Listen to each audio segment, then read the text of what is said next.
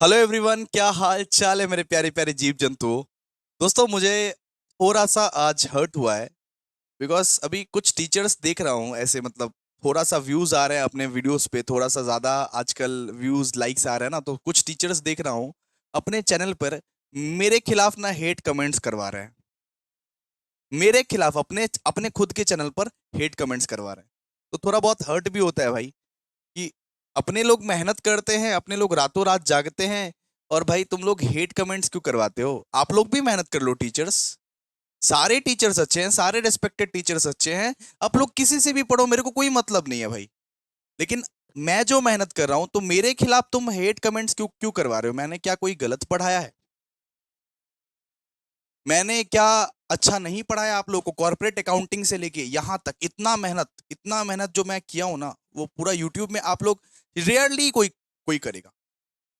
और यस, हर एक टीचर अपना बेस्ट एफर्ट देता है, जितना वो एफर्ट कर सकता है उतना वो एफर्ट देता है। लेकिन किसी टीचर्स को अपने अपने ही चैनल पर गिराना, वो गलत बात है। मेरे को एक स्टूडेंट ने आज इन्फॉर्म किया है, रिपोर्ट किया है मेरे को, तो मेरे को वो ना बहुत गलत लगा। तो अगर काइंडली वो टीचर अगर देख रहे हैं तो प्लीज ऐसा काम मत कीजिए। आप भी मेहनत कीजिए साहब, आप भी मेहनत कीजिए। वैसे वैसे कमेंट्स, वैसे वैसे कंटेंट्स बनाइए। बच्चों लोग से, अपने पेड बैच के स्टूडेंट से कमेंट मत करवाइए। ये सब अच्छा नहीं लगता, ये सब शोभा नहीं देता आपको। आप भी रिस्पेक्टेड है, हम भी रिस्पेक्टेड है। अपने पेड बैच के स्टूडेंट से हमारे खिलाफ हेट कमेंट्स मत करवाइए। बिकॉज कितना भी हेट कर लो, उनको वन शॉट ही देखना पड़ेगा, मैराथन ही देखना पड़ेगा। तो अपने लोग बेस्ट सर्विस देते हैं ना, अपने लोग फ्री यूट्यूब क्लासेस देते हैं, वो ज्यादा बेहतर रहेगा। बच्चे लोगों के लिए कुछ बेटर करते हैं। हेट फैला के क्या करोगे आप? चलो स्टार्ट करते हैं, छोड़ो ये सब बात, स्टार्ट करते हैं, आओ। आप लोगों को unit number 4 share capital and debenture में बहुत ज्यादा डिफिकल्टी आ रही थी। मतलब कंपनी लॉ के unit number 4 share capital and debenture को बोल रहे थे भैया बहुत डिफिकल्ट चैप्टर है, बहुत डिफिकल्ट चैप्टर है, बहुत डिफिकल्ट चैप्टर है। लेकिन ना ना ना ना ना, एकदम डिफिकल्ट चैप्टर नहीं है। अगर आपने कॉर्पोरेट अकाउंट बहुत बढ़िया तरीके से पढ़ा है तो वही तो कंसेप्ट है सारे के सारे। Shares, debenture, preference share, buyback, redemption of preference share, premium का कहां कहां यूज करना है, वही सारे कंसेप्ट है दोस्तों, वही सारे कंसेप्ट है। तो इसको 1 घंटा मेरे को दे दो, 1 से 1.5 घंटा मेरे को दे दो। अगर 1 से 1.5 घंटा ये सेशन को देख लेते हो, तो मैं ये गारंटी देके बोलता हूं, मैं ये डंके की चोट पे बोलता हूं कि अगर 1 से 1.5 घंटा तुमने देख लिया, तो अभिषेक झा का गारंटी है तुम बना बना के जाके लिख के आ जाएगा, बना बना के जाके लिख के आ जाएगा। एटलीस्ट इतना मैं कैपेबल बना दूंगा कि बना बना के जाके एग्जाम में लिख के आ जाएगा। ठीक है? तो दोस्त, आज मैं आप सबके 25 मार्क्स सिक्योर कराने वाला हूं। हाथ जोड़ के गुजारिश है, प्लीज एक बार लाइक कर दो, कमेंट कर दो, शेयर कर दो। और हेटर्स प्लीज हेट मत फैलाइए, क्योंकि आप जितना हेट फैलाओगे मैं उतना आगे बढ़ता जाऊंगा, आगे बढ़ता जाऊंगा, आगे बढ़ता जाऊंगा। ठीक है? तो 25 मार्क्स आप लोगों के मैं सिक्योर करा के दूंगा, ये आपके अभिषेक, आपके खुद के अभिषेक भैया के वादा है आपसे। ठीक है? तो देखिए, क्वेश्चन नंबर 1 करते हैं। क्वेश्चन नंबर 1 देखिए, क्वेश्चन नंबर 1 अपने को बोला हुआ है, what is share as per the companies act 2013। मतलब शेयर का मतलब क्या होता है? शेयर क्या है? What is share as per the companies act 2013? Mention the different types of share capital. ठीक है? सबसे पहला बात है कि व्हाट इज शेयर, और फिर बोला है कि mention the different types of share capital. तो ये बताओ, ये आप लोग पढ़े नहीं हो? Authorise share capital, paid up share capital, called up share capital, issued share capital, वही सब तो है। तो शेयर का मतलब क्या होता है, मैं आपको समझा देता हूं, सुनो। शेयर का मतलब होता है कंपनी का एक टुकड़ा। शेयर का क्या मतलब होता है? कंपनी का एक टुकड़ा। अगर मान लो कंपनी एक केक है, उसके बहुत सारे स्लाइसेस तुमने काट दिए, तो एक एक टुकड़ा हर एक इंसान को जाएगा ना। अगर मान लो रिलायंस का बात करें, रिलायंस इंडस्ट्रीज लिमिटेड का बात करें, रिलायंस इंडस्ट्रीज के 1% शेयर मेरे पास है मान लो, तो पूरा रिलायंस इंडस्ट्रीज एक केक है, और उसका एक टुकड़ा मेरे पास है, उसका एक टुकड़ा मेरे पास है। तो शेयर का मतलब क्या होता है? एक बड़ा सा कंपनी का एक छोटा सा हिस्सा मेरे पास है, एक बड़ा सा कंपनी का एक छोटा सा हिस्सा मेरे पास है, और उसका मैं मालिक हूं। ये 1% का मैं मालिक हूं, रिलायंस इंडस्ट्रीज के 1% अगर मेरे पास है, तो ये 1% का मैं मालिक हूं। एक कंपनी का बड़ा सा हिस्सा का एक छोटा सा हिस्सा का मैं मालिक हूं। अगर मान लो कि मेरे पास 1% भी नहीं है, मेरे पास अगर मान लो 0.0000001% भी है, तो मैं इतना परसेंट का मालिक हूं। इसका मतलब क्या होता है? इसका मतलब होता है एक बड़ा सा कंपनी का एक छोटा सा हिस्सा का मैं मालिक हूं। उसको अपने लोग बोलते हैं शेयर। एक बड़ा सा कंपनी का छोटा छोटा हिस्सा जब किया जाता है ना, उसको अपने लोग क्या बोलते हैं? शेयर। उसको अपने लोग क्या बोलते हैं? शेयर। तो भैया इतना बड़ा डेफिनेशन याद करना पड़ेगा क्या? नहीं।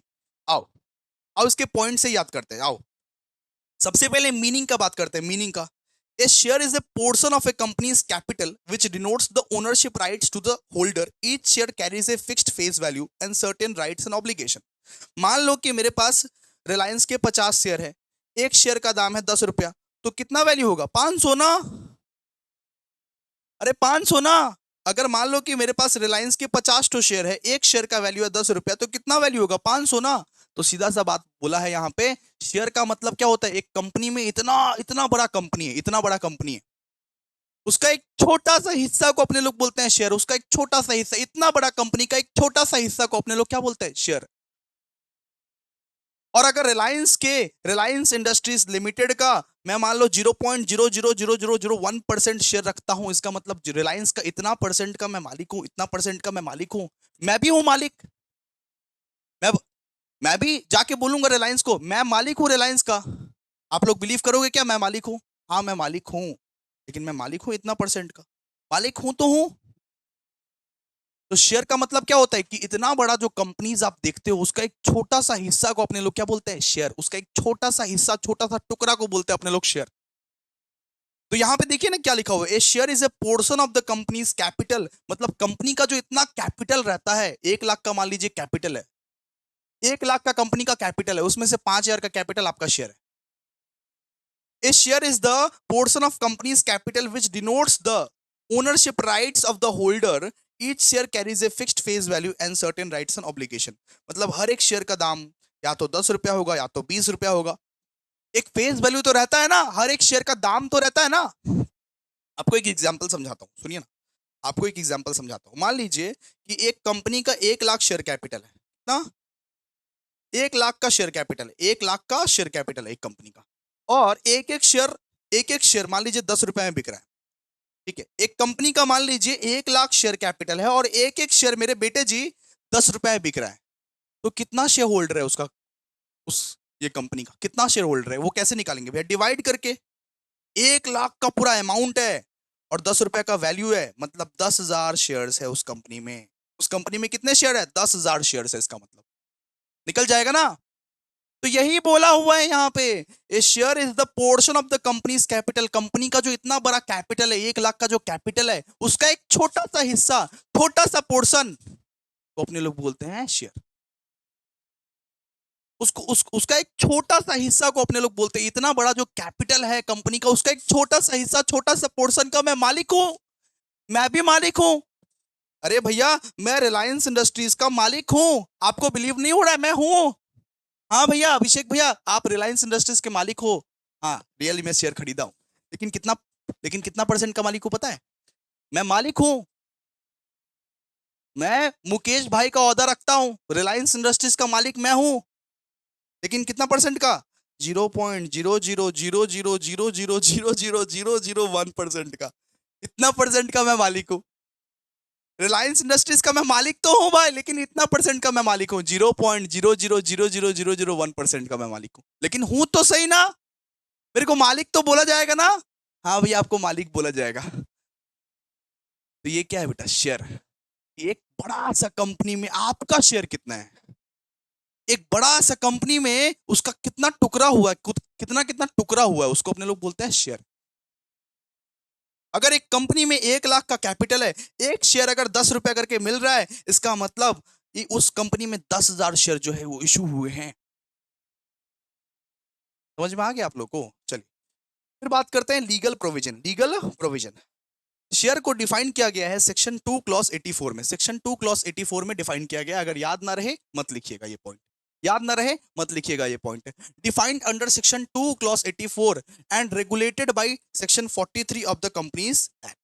ठीक है, मतलब शेयर को डिफाइन किया गया सेक्शन 2 क्लॉज 84 में और रेगुलेट कौन करता है? सेक्शन 43। अब ये मत बोलिएगा भैया इसको समझाइए ना, इसको अब क्या समझाए? ये तो सेक्शन है ना, याद करना पड़ेगा। Defined under section 2 clause 84 and regulated by section 43 of the companies act. ठीक है, फिर नेचर ऑफ शेयर्स। ये जो शेयर होता है ना, मूवेबल प्रॉपर्टी होता है। क्या होता है? Movable property.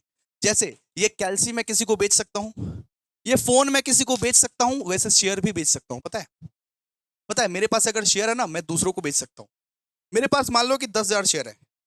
मेरे पास मान लो 10,000 शेयर है। मेरा एक तो दोस्त है बीमल, उसको मैं बीमल बुलाता हूँ, बीमल बीमल।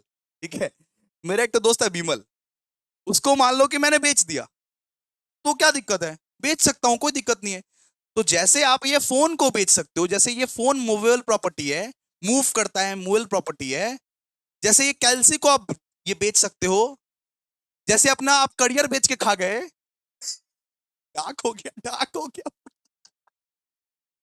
डाक हो गया, जैसे आप अपना करियर बेच के खा गए। वैसे ही शेयर को भी आप बेच सकते हो। शेयर भी एक मूवेबल प्रॉपर्टी है और उसको भी आप ट्रांसफर कर सकते हो। ठीक है, तो share are movable property and transferable in nature as per section 44 of the act. ठीक है, फिर बोला गया evidence of ownership, a share holder receive a share certificate. सुनो, मेरे पास प्रूफ क्या है कि मेरे पास रिलायंस का इतना परसेंट शेयर है? सर आप तो बड़ा बड़ा डिंगा डिंगा हाक हाक रहे हो कि मेरे पास प्रूफ क्या है, लेकिन मैं बोल रहा हूं यहां पे कि मेरे पास रिलायंस का 0.0000001% शेयर है। प्रूफ क्या है कि मेरे पास इतना शेयर है? प्रूफ क्या है? What is the proof sir? अरे भाई मेरे पास ना शेयर सर्टिफिकेट है रिलायंस का। रिलायंस की तरफ से ना मेरे को शेयर सर्टिफिकेट मिला है। उस शेयर सर्टिफिकेट पे लिखा हुआ है कि आप ओनर हो इतना परसेंट शेयर का। ये है मेरा प्रूफ कि मैं ओनर हूं रिलायंस का। सर आप तो बोल रहे हैं 0.00001% शेयर का मालिक हो रिलायंस का, तो प्रूफ क्या है? तो प्रूफ ये है शेयर सर्टिफिकेट। हर एक शेयर होल्डर को शेयर सर्टिफिकेट मिलता है जहां पे लिखा हुआ रहता है, जहां पे लिखा हुआ रहता है कि आपने इस कंपनी के इतने शेयर्स खरीदे हैं, आप मालिक हो। ये क्या है? Evidence, evidence. ठीक है, फिर बात करते हैं right, right of share holder, they are entitle to dividend. Share holder dividend ले सकता है। अरे मैं शेयर में पैसा क्यों लगाया हूं? डिविडेंड पाने के लिए। हर साल मेरे को डिविडेंड मिलेगा, इसके लिए। हर साल मेरे को डिविडेंड मिले, इसके लिए। मेरे को वोटिंग राइट मिलेगा। एजीएम, ईजीएम जो होता है, एजीएम ईजीएम आपको पढ़ाया हो ना, तो उसमें वोटिंग राइट मिले। इंस्पेक्शन ऑफ बुक, मैं चाहूं तो कंपनी के सारे अकाउंट्स देख सकता हूं। मेरा ही तो कंपनी है। अरे भाई रिलायंस का ओनर हूं भाई मैं, मेरा ही तो कंपनी है। मैंने रिलायंस के 2-3 शेयर खरीद के रखे, मैं रिलायंस का ओनर हूं। मेरा ही तो कंपनी है, मैं इंस्पेक्ट कर सकता हूं बुक्स अकाउंट्स। मैं चाहूं तो बुक्स ऑफ अकाउंट्स इंस्पेक्ट कर सकता हूं। कहां पे? वेबसाइट पे अवेलेबल रहता है।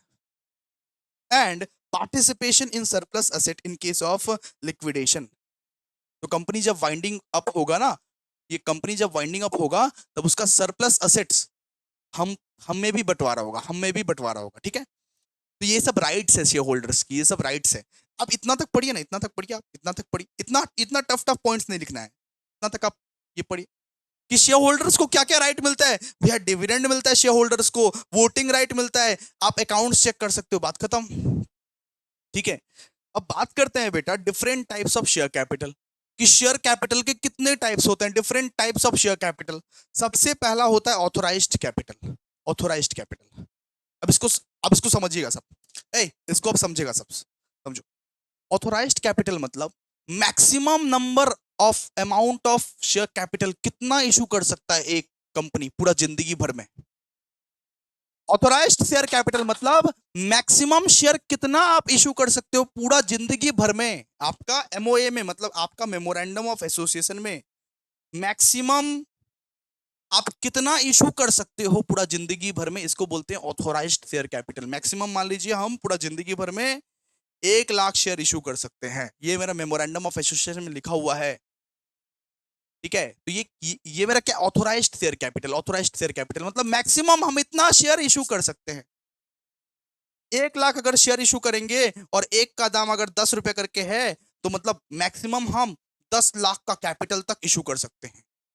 मैक्सिमम हम 1 लाख शेयर इशू कर सकते हैं पूरा जिंदगी भर में, पूरा लाइफ टाइम में। उसको अपने लोग क्या बोलते हैं? Authorised share capital. देखिए ना क्या लिखा हुआ है, authorised share capital, this is the maximum amount of the share capital that a company is authorized to issue as stated in the memorandum of association। मतलब जो मेरे मेमोरेंडम है, ये मेरा मान लीजिए कंपनी का मेमोरेंडम है, इसमें मैंने लिख के रखा है कि मैक्सिमम मैं कितना इशू कर सकता हूं पूरा जिंदगी भर में। मैक्सिमम शेयर मैं कितना इशू कर सकता हूं पूरा जिंदगी भर में? मैक्सिमम मैं 1 लाख शेयर इशू कर सकता हूं। तो वो 1 लाख क्या है मेरा? Authorised share capital. Authorised share capital, उसको अपने लोग क्या बोलते हैं? Authorised share capital. This is the maximum amount of share capital when a company is authorised to issue as stated in the memorandum of issue. ये मेरे memorandum में लिखा हुआ है, मैं अपने से बना के नहीं कर रहा हूं। ना ना ना ना ना, ये जो मेमोरेंडम है ना, उस मेमोरेंडम में मैंने लिख के रखा है कि मैक्सिमम कितना मैं इशू करूंगा पूरा लाइफ टाइम में, कितना शेयर मैं इशू करूंगा पूरा लाइफ टाइम में। इसको अपने लोग क्या बोलते हैं? Authorised share capital. अकाउंट्स के समय भी देखते होंगे कि कंपनी का ऑथोराइज्ड शेयर कैपिटल दिया होता है, उसको अपने लोग नहीं लेते हैं। ठीक है, मतलब ऑथोराइज शेयर कैपिटल मतलब एक कंपनी मैक्सिमम पूरा लाइफ टाइम में कितना शेयर इशू कर सकती है। एक कंपनी अपना मैक्सिमम लाइफ टाइम में कितना शेयर इशू कर सकती है। अब देख रहे हो कितना एफर्ट लग रहा है पढ़ाने में, फिर भी मैं पढ़ा रहा हूं, फिर भी मैं अपना बेस्ट दूंगा दोस्तों। लेकिन अब दूसरे दूसरे इंस्टीट्यूट्स हेट फैला रहे हैं, क्या बोले, शायद वन शॉट भी बंद हो, ये लोग करा दे, नो आइडिया। ठीक है, आओ अब बात करते हैं अपने इशूड कैपिटल। इशूड कैपिटल का मतलब क्या है? इशूड कैपिटल का मतलब, इशूड कैपिटल का मतलब है बेटा कि एक कंपनी कितना इशू कर सकती है एक बार में। एक कंपनी कितना इशू कर रही है एक बार में। देखो, हमारा ऑथोराइज्ड शेयर कैपिटल कितना था? 1 लाख। मतलब 1 लाख हम पूरा जिंदगी में इशू कर सकते हैं। ये तो मेरा maximum amount of share capital है, maximum amount of share capital. Issued capital मैंने, तुमने अभी कितना इशू किया, तुमने अभी कितना इशू किया? अभी मैंने मान लो सिर्फ 50,000 शेयर ही इशू किया। अभी मैंने मान लो 50,000 शेयर इशू किया, उसको बोलते हैं इशूड कैपिटल। अरे भाई तू अभी कितना इशू कर रहा है, उसको अपन लोग बोलते हैं इशूड कैपिटल। तू अभी पब्लिक को ऑफर कितना कर रहा है। ऑथोराइज्ड ऑथोराइज्ड शेयर कैपिटल का मतलब क्या होता है? ऑथोराइज्ड शेयर कैपिटल का मतलब तो होता है कि तू पूरा जिंदगी भर में मैक्सिमम कितना शेयर इशू कर पाएगा। इशूड कैपिटल का मतलब क्या होता है? तू अभी कितना इशू कर रहा है, तू अभी कितना ऑफर कर रहा है पब्लिक को। अपने लोग अकाउंट्स का सम में इशूड कैपिटल को ही लेते हैं ना, ऑथोराइज्ड कैपिटल को तो लेते नहीं है। तो it is the part of the authorised capital which has been offered to the public और इन्वेस्टर्स फॉर सब्सक्रिप्शन। ठीक है, ये क्या है? ये ऑथोराइज्ड कैपिटल का पार्ट है जो हम लोग अभी इशू करेंगे और अभी ऑफर करेंगे किसको? पब्लिक को और इन्वेस्टर को और सब्सक्रिप्शन। ठीक है, क्लियर है? सुनो, ऑथोराइज्ड ऑथोराइज्ड कैपिटल क्या था? Authorised capital 1 lakh, 1 lakh share. मतलब maximum amount of share capital कितना कंपनी ऑथोराइज कर रहा है। Maximum amount of share capital पूरा जिंदगी में कितना इशू वो कर सकता है फ्यूचर में, उसको अपने लोग बोलते हैं ऑथोराइज्ड कैपिटल। इशूड कैपिटल मतलब तू अभी कितना इशू कर रहा है। तो it is the part of the authorised capital which has been offered to the public और इन्वेस्टर फॉर द सब्सक्रिप्शन। ठीक है, फिर बात करते हैं सब्सक्राइब्ड कैपिटल। मतलब ये जो तूने अभी इशू इशू किया है, ये जो आप अभी इशू किए हैं, ये जो आप 50,000 अभी इशू किए, 50,000 शेयर जो अभी अभी इशू किए, उसमें से कितना लोगों ने आपका शेयर खरीदा। सब्सक्राइब्ड कैपिटल क्या बोलता है? कितना लोगों ने आपका शेयर खरीदा, कितना लोगों ने सब्सक्राइब किया, सब्सक्राइब किया। मान लो कि सब्सक्राइब्ड कैपिटल आपका 40,000 ही है। मतलब भैया हमने इशू किया 50,000, अभी 50,000 शेयर अपने लोग अभी इशू किए हैं और उसमें से सिर्फ 40,000 लोग खरीदे हैं, उसको क्या बोलते हैं? Subscribed capital. सब्सक्राइब्ड कैपिटल, उसमें से 40,000 लोग खरीदे हैं। हमने इशू तो किया 50,000 शेयर, वापस सुनो, हमने इशू तो किया 50,000 शेयर, लेकिन उसमें से सिर्फ 40,000 खरीदा। मैंने अपना प्रो बैच का सीट रखा था 3,000, सुनो, मैंने अपना प्रो बैच का सीट रखा था 3,000 स्टूडेंट, लेकिन सिर्फ 2,500 स्टूडेंट आए। तो ये 3,000 क्या? इशूड, और ये 2,500 क्या है आपका? सब्सक्राइब्ड। क्या हमने इशूड किया था 3,000 स्टूडेंट के लिए और सब्सक्राइब हुआ बस 2,500, तो इसको बोलते हैं सब्सक्राइब। ठीक है, मतलब कंपनी ने इशू किया था बेटा 50,000 शेयर और सब्सक्राइब हुआ सिर्फ 40,000 शेयर। Oh my God. ठीक है, अब बात करते हैं called up share capital. Called up share capital, called up share capital मतलब कितने लोगों को, कितने शेयर होल्डर को अपने लोग ने पेमेंट के लिए बुलाया। ये 40,000 में से ऑफ कोर्स कंपनी पूरा पूरा का पूरा 40,000 को ही ये पेमेंट के लिए बुलाएगी। इसको अपने लोग क्या बोले? Called up share capital, called up capital. ठीक है, सबसे पहले अपने लोग पढ़े authorise share capital. Authorise share capital मतलब एक कंपनी पूरा जिंदगी भर में कितना शेयर इशू कर सकती है। एक कंपनी पूरा जिंदगी भर में 1 लाख शेयर इशू कर सकती है, उसको अपने लोग क्या बोलेंगे, ऑथोराइज्ड कैपिटल। उसको इंग्लिश में बना कैसे लिखेंगे, this is the maximum amount of share capital that a company authorised to issue as stated in the memorandum of association. कि मेरे मेमोरेंडम में लिखा हुआ है कि मैं पूरा जिंदगी में 1 लाख शेयर इशू कर सकता हूं। ये है मेरा बेटा ऑथोराइज्ड शेयर कैपिटल। फिर इशूड शेयर कैपिटल मतलब कंपनी ने एक्चुअली कितना इशू किया, कंपनी ने एक्चुअली अभी के अभी कितना इशू किया, कंपनी ने अभी के अभी इशू किया है 50,000 शेयर, ठीक है। फिर सब्सक्राइब्ड का मतलब क्या होता है, सब्सक्राइब्ड का मतलब होता है बेटा कि कंपनी ने अगर मान लो कि 50,000 शेयर इशू किए, कंपनी ने मान लो अगर 50,000 शेयर इशू किए, मतलब कंपनी ने मान लो अगर 50,000 शेयर इशू किए, तो तुमने सब्सक्राइब कितना किया, 50,000 शेयर तो कंपनी इशू किया, तो सब्सक्राइब कितना किया है, 40,000, 40,000 अपने लोग सब्सक्राइब किए। The portion of the issued capital has been actually subscribed and taken by the public और इन्वेस्टर्स। फिर कॉल्ड अप कैपिटल किसको बोलते हैं, कॉल्ड अप कैपिटल मतलब कितने लोगों ने, कंपनी ने कितने लोगों को कंपनी ने पेमेंट करने के लिए बुलाया है, भाई पेमेंट कर अपना। कितने लोगों को कंपनी ने, कितने शेयर होल्डर्स को कंपनी ने पेमेंट करने के लिए बुलाया, उसको बोलते हैं कॉल्ड अप कैपिटल। कितने शेयर्स का पेमेंट कंपनी ने अभी मांगा है, कितने शेयर्स का ये पेमेंट ये कंपनी ने अभी मांगा है, ठीक है। मान लो कि 7 करोड़ शेयर होल्डर्स हैं, उसमें से 5 करोड़ शेयर होल्डर को अभी अभी मांग दिया है, बोला कि ये भाई ये पेमेंट क्लियर कर।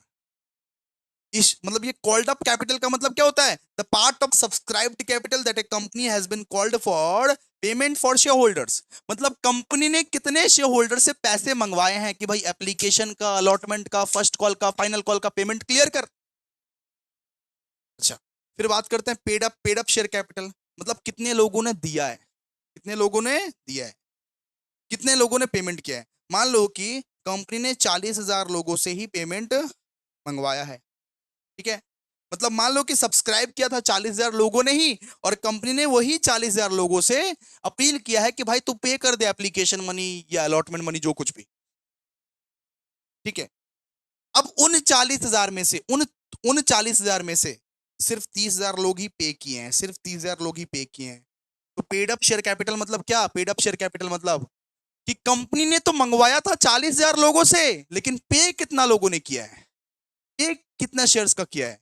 तो it is the part of the called up capital that has been actually paid by the share holders. जो कॉल्ड अप कैपिटल किया था कंपनी ने, जो कॉल किया था कंपनी ने, जो ड्यू किया था कंपनी ने, उसमें से कितना पे हो चुका है, कितना पे हो चुका है। मान लो कि 30,000 पे हो चुका है, इसका मतलब ये 10,000 शेयर्स पे क्या है, कॉल्स इन अर्लियर। इसको अपने लोग क्या बोलते हैं, कॉल्स इन अर्लियर। 40,000 में से बेटा 30,000 शेयर का पेमेंट हो चुका है, और बाकी का 10,000 क्या है, कॉल्स इन अर्लियर। बाकी का 10,000 का पेमेंट नहीं किया है, ठीक है। फिर बात करते हैं अनकॉल्ड कैपिटल मतलब जो कैपिटल कंपनी ने अभी तक मंगवाया ही नहीं है, जो कैपिटल का पैसा कंपनी ने अभी तक मांगा ही नहीं है, जो कैपिटल का पैसा अभी तक कंपनी ने मांगा ही नहीं है, उसको क्या बोलते हैं, अनकॉल्ड कैपिटल। मतलब कंपनी ने मान लो एप्लीकेशन मांग लिया, अलॉटमेंट मांग लिया, फर्स्ट कॉल फाइनल कॉल अभी तक मांगा ही नहीं है, तो उसको अपने लोग क्या बोलते हैं, uncalled capital. So the portion of the subscribed capital that has not been called for payment by the company, उसको अपने लोग क्या बोलते हैं, अनकॉल्ड कैपिटल, ठीक है। इसको बस इतना तक आप लोग पढ़ लीजिएगा, हो जाएगा, बस इतना तक आप लोग पढ़ लीजिएगा, हो जाएगा। दोस्तों एक प्लीज कमेंट कर देना समझ में आ रहा है तो, प्लीज दोस्तों कमेंट कर देना समझ में आ रहा तो। एक बार रिवाइज करा देता हूं आप लोगों को। सबसे पहले authorise share capital, authorise share capital का मतलब क्या होता है कि मैक्सिमम नंबर ऑफ शेयर कितना एक कंपनी इशू कर सकता है पूरा लाइफ टाइम में, मैक्सिमम नंबर ऑफ शेयर कितना एक कंपनी इशू कर सकता है पूरा लाइफ टाइम में, और ये मेमोरेंडम में लिखा रहता है, ये अपना एमओए में लिखा रहता है, एमओए में, उसको अपने लोग बोलते हैं दोस्तों ऑथोराइज शेयर कैपिटल। तो अपने लोग एज्यूम कर लिए थे कि हमारा ऑथोराइज शेयर कैपिटल जो है वो 1 लाख का है, कि मैक्सिमम अमाउंट ऑफ शेयर कितना इशू कर सकता है पूरा लाइफ टाइम में एक कंपनी। फिर अपने लोग पढ़े issued share capital, issued capital मतलब कि कितना एक्चुअली इशू किया है। 1 लाख में से मान लीजिए 50,000 ही इशू किया है, उसको अपने लोग बोलते हैं issued share capital. Subscribed capital का मतलब क्या होता है, सब्सक्राइब्ड कैपिटल का मतलब सर जी होता है कि कितने लोगों ने सब्सक्राइब किया है एक्चुअली में। ये 50,000 जो अभी अभी आपने इशू किया है, उसमें से कितने लोगों ने खरीदा है ये शेयर, उसको बोलते हैं सब्सक्राइब्ड कैपिटल। फिर कॉल्ड अप कैपिटल मतलब कंपनी ने किसको किसको बुलाया है पेमेंट करने के लिए, कि आओ बाबू, कंपनी बोलती है कि आओ बाबू पेमेंट करो ना, आओ ना बाबू पेमेंट करो ना, तुमने खरीद तो लिया शेयर, अब पेमेंट तो करो, अलॉटमेंट दो, फर्स्ट कॉल दो, फाइनल कॉल दो, किसको किसको बुलाई है कंपनी की पेमेंट करने के लिए, उसको अपने लोग बोलते हैं दोस्तों कॉल्ड अप कैपिटल। अब उनमें से जो बाबू लोग पे कर दिया उसको अपने लोग बोलते हैं पेड अप कैपिटल। मतलब मान लो 40,000 शेयर का कॉल किया था कंपनी ने, अरे अरे 40,000 शेयर के लिए ड्यू किया था कंपनी ने, उसमें से सिर्फ 30,000 शेयर का ही पेमेंट हुआ है, तो उसको बोलते हैं अपने लोग पेड अप कैपिटल। जो शेयर होल्डर लोग पे कर दिया उसको बोलते हैं पेड अप शेयर कैपिटल। फिर अनकॉल्ड कैपिटल का मतलब क्या होता है? अनकॉल्ड कैपिटल का मतलब जो कैपिटल कंपनी ने अभी तक मंगवाया ही नहीं है, जो पैसा अभी तक कंपनी ने मांगा ही नहीं है, उसको अपने लोग क्या बोलते हैं? Uncalled uncalled capital. ठीक है, आई होप आप लोगों को समझ आ गया दोस्तों, प्लीज एक बार कमेंट जरूर कर दीजिएगा। ठीक है, first question done. Second question, explains the rules regarding issue of shares at premium. Issue of shares at premium क्या होता है? जब आप शेयर्स को प्रीमियम पे बेचते हो देन उसको बोलते हैं issue of shares at premium. मान लीजिए एक शेयर है जिसका फेस वैल्यू है 10 रुपया, एक शेयर है जिसका फेस वैल्यू है 10 रुपया, उसको आप एक्स्ट्रा 2 रुपए में बेच रहे हो, मतलब 12 रुपए में उसको बेच रहे हो। शेयर है उसका फेस वैल्यू है 10 रुपया और उसको आप एक्स्ट्रा में बेच रहे हो और 2 रुपया प्रॉफिट कमा रहे हो उससे, तो वो 2 रुपया क्या कहलाता है? वो 2 रुपया कहलाता है प्रीमियम, वो 2 रुपया कहलाता है प्रीमियम। ठीक है, ये देश मतलब ये जो वो 10 रुपया ये क्या है? फेस वैल्यू, और ये जो 2 रुपया क्या है? ये प्रीमियम है, प्रीमियम। ठीक है, तो when a company issued share at a price higher than the face value, the excess amount received over the nominal value is called premium. मान लीजिए एक शेयर है 10 रुपया का, अगर एक कंपनी उसको 15 में बेच रही है तो 5 रुपया क्या है? प्रीमियम।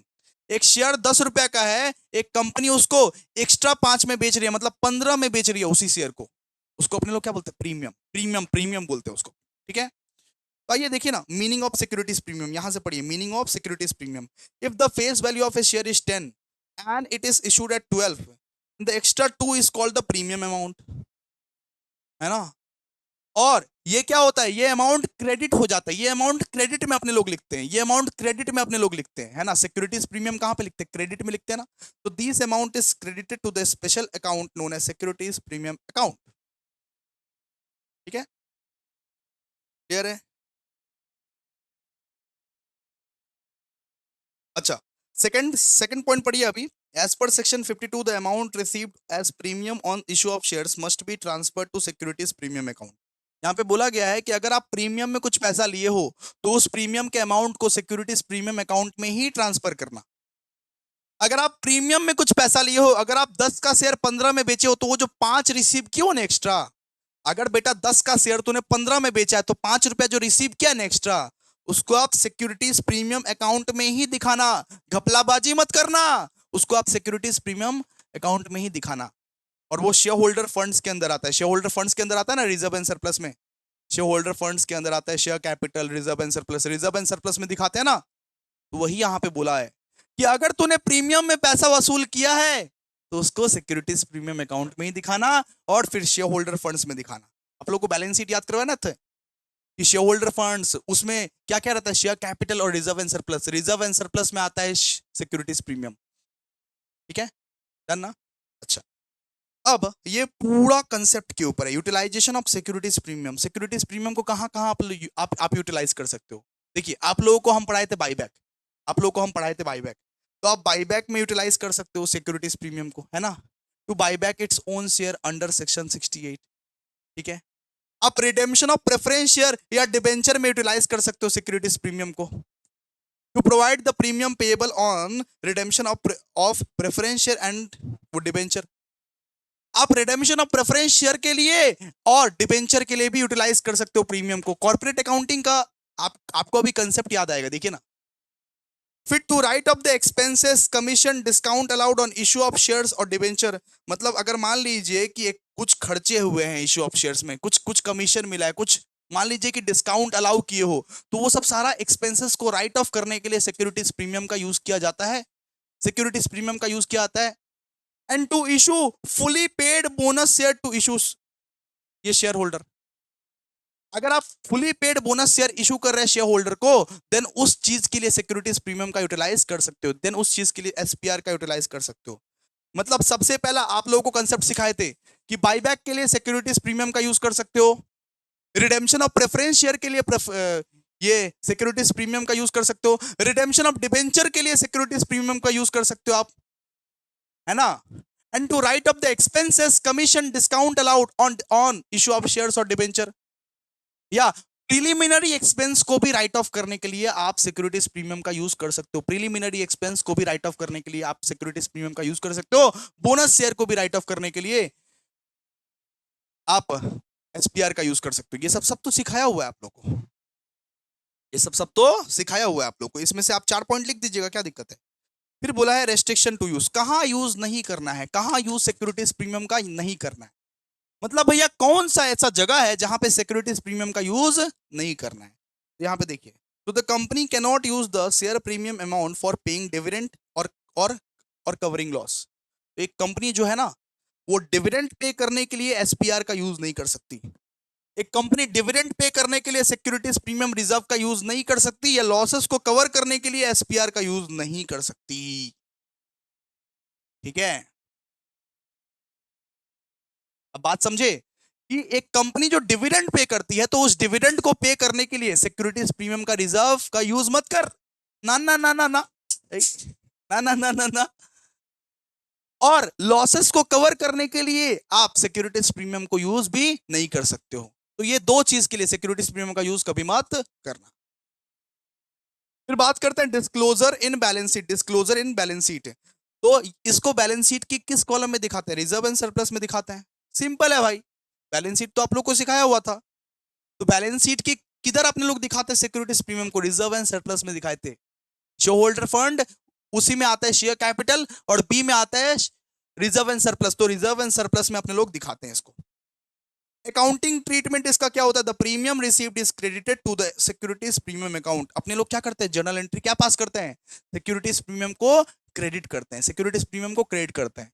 और ये हमारा कैपिटल रिजर्व है बेटा, ये हमारा कैपिटल रिजर्व है, ये हमारा रिजर्व एंड सरप्लस है। इसको इनकम ट्रीट नहीं करते अपने लोग।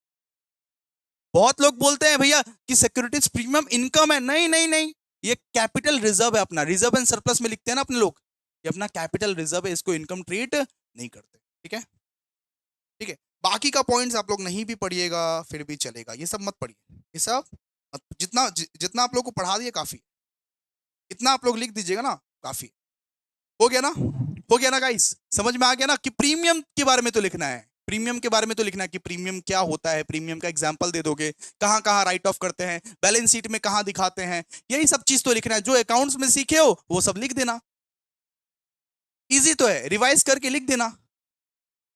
ठीक है, चलो आइए, मोस्ट इंपॉर्टेंट क्वेश्चन, बहुत बहुत बहुत ज्यादा important question. Distinguish between equity share and preference share.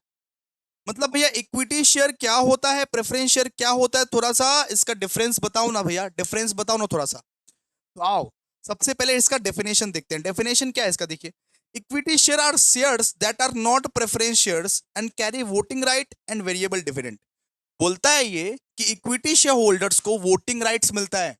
मतलब जो लोग इक्विटी शेयर होल्डर्स रहता है ना, अगर आप इक्विटी शेयर खरीदे हो तो आप लोगों को वोटिंग राइट मिलेगा, वोटिंग करने को मिलेगा एक कंपनी में।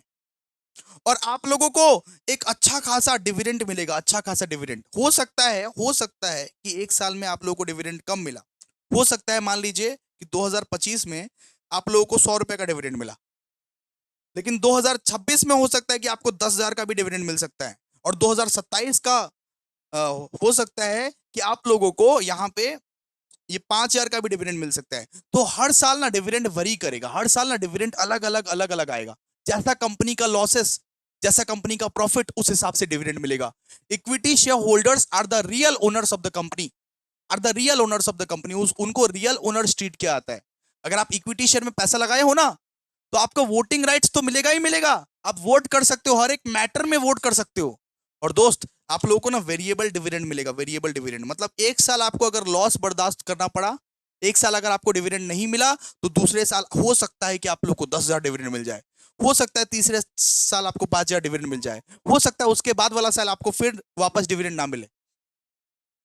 तो ऐसा देखना पड़ता है। वेरिएबल डिविडेंड का मतलब हर साल डिविडेंड अलग मिलेगा, फिक्स्ड नहीं है डिविडेंड। हर साल डिविडेंड जो है, डिविडेंड इनकम जो है, अलग अलग मिलेगा आप लोग को। ठीक है, बात करते हैं प्रेफरेंस शेयर। तो प्रेफरेंस शेयर कौन होता है? Preference share are the shares they create sorry, preference share are shares that carry preferential rights regarding payment of dividend and repayment of the capital. तो देख, अगर तू प्रेफरेंस शेयर में invest करेगा ना, तो इक्विटी शेयर होल्डर से पहले तेरे को पैसा मिल जाएगा। इक्विटी शेयर होल्डर से पहले, इक्विटी शेयर होल्डर को डिविडेंड मिले या ना मिले कोई फर्क नहीं पड़ता, सबसे पहले प्रेफरेंस शेयर होल्डर्स को पैसा मिलेगा। अगर आप प्रेफरेंस शेयर होल्डर में पैसा लगाते हो, अगर आप प्रेफरेंस शेयर में पैसा लगाते हो, तो इक्विटी शेयर होल्डर से पहले आपको पैसा मिलेगा। इक्विटी शेयर होल्डर को मिले ना मिले कोई फर्क नहीं पड़ता, लेकिन हर साल आपको एक फिक्स्ड डिविडेंड का मतलब, हर साल अगर कंपनी ने बोला है कि आपको 10,000 करके डिविडेंड देंगे, तो हर साल आपको 10,000 करके डिविडेंड देंगे ही देंगे, हम देंगे ही देंगे हर साल, कोई दिक्कत नहीं है।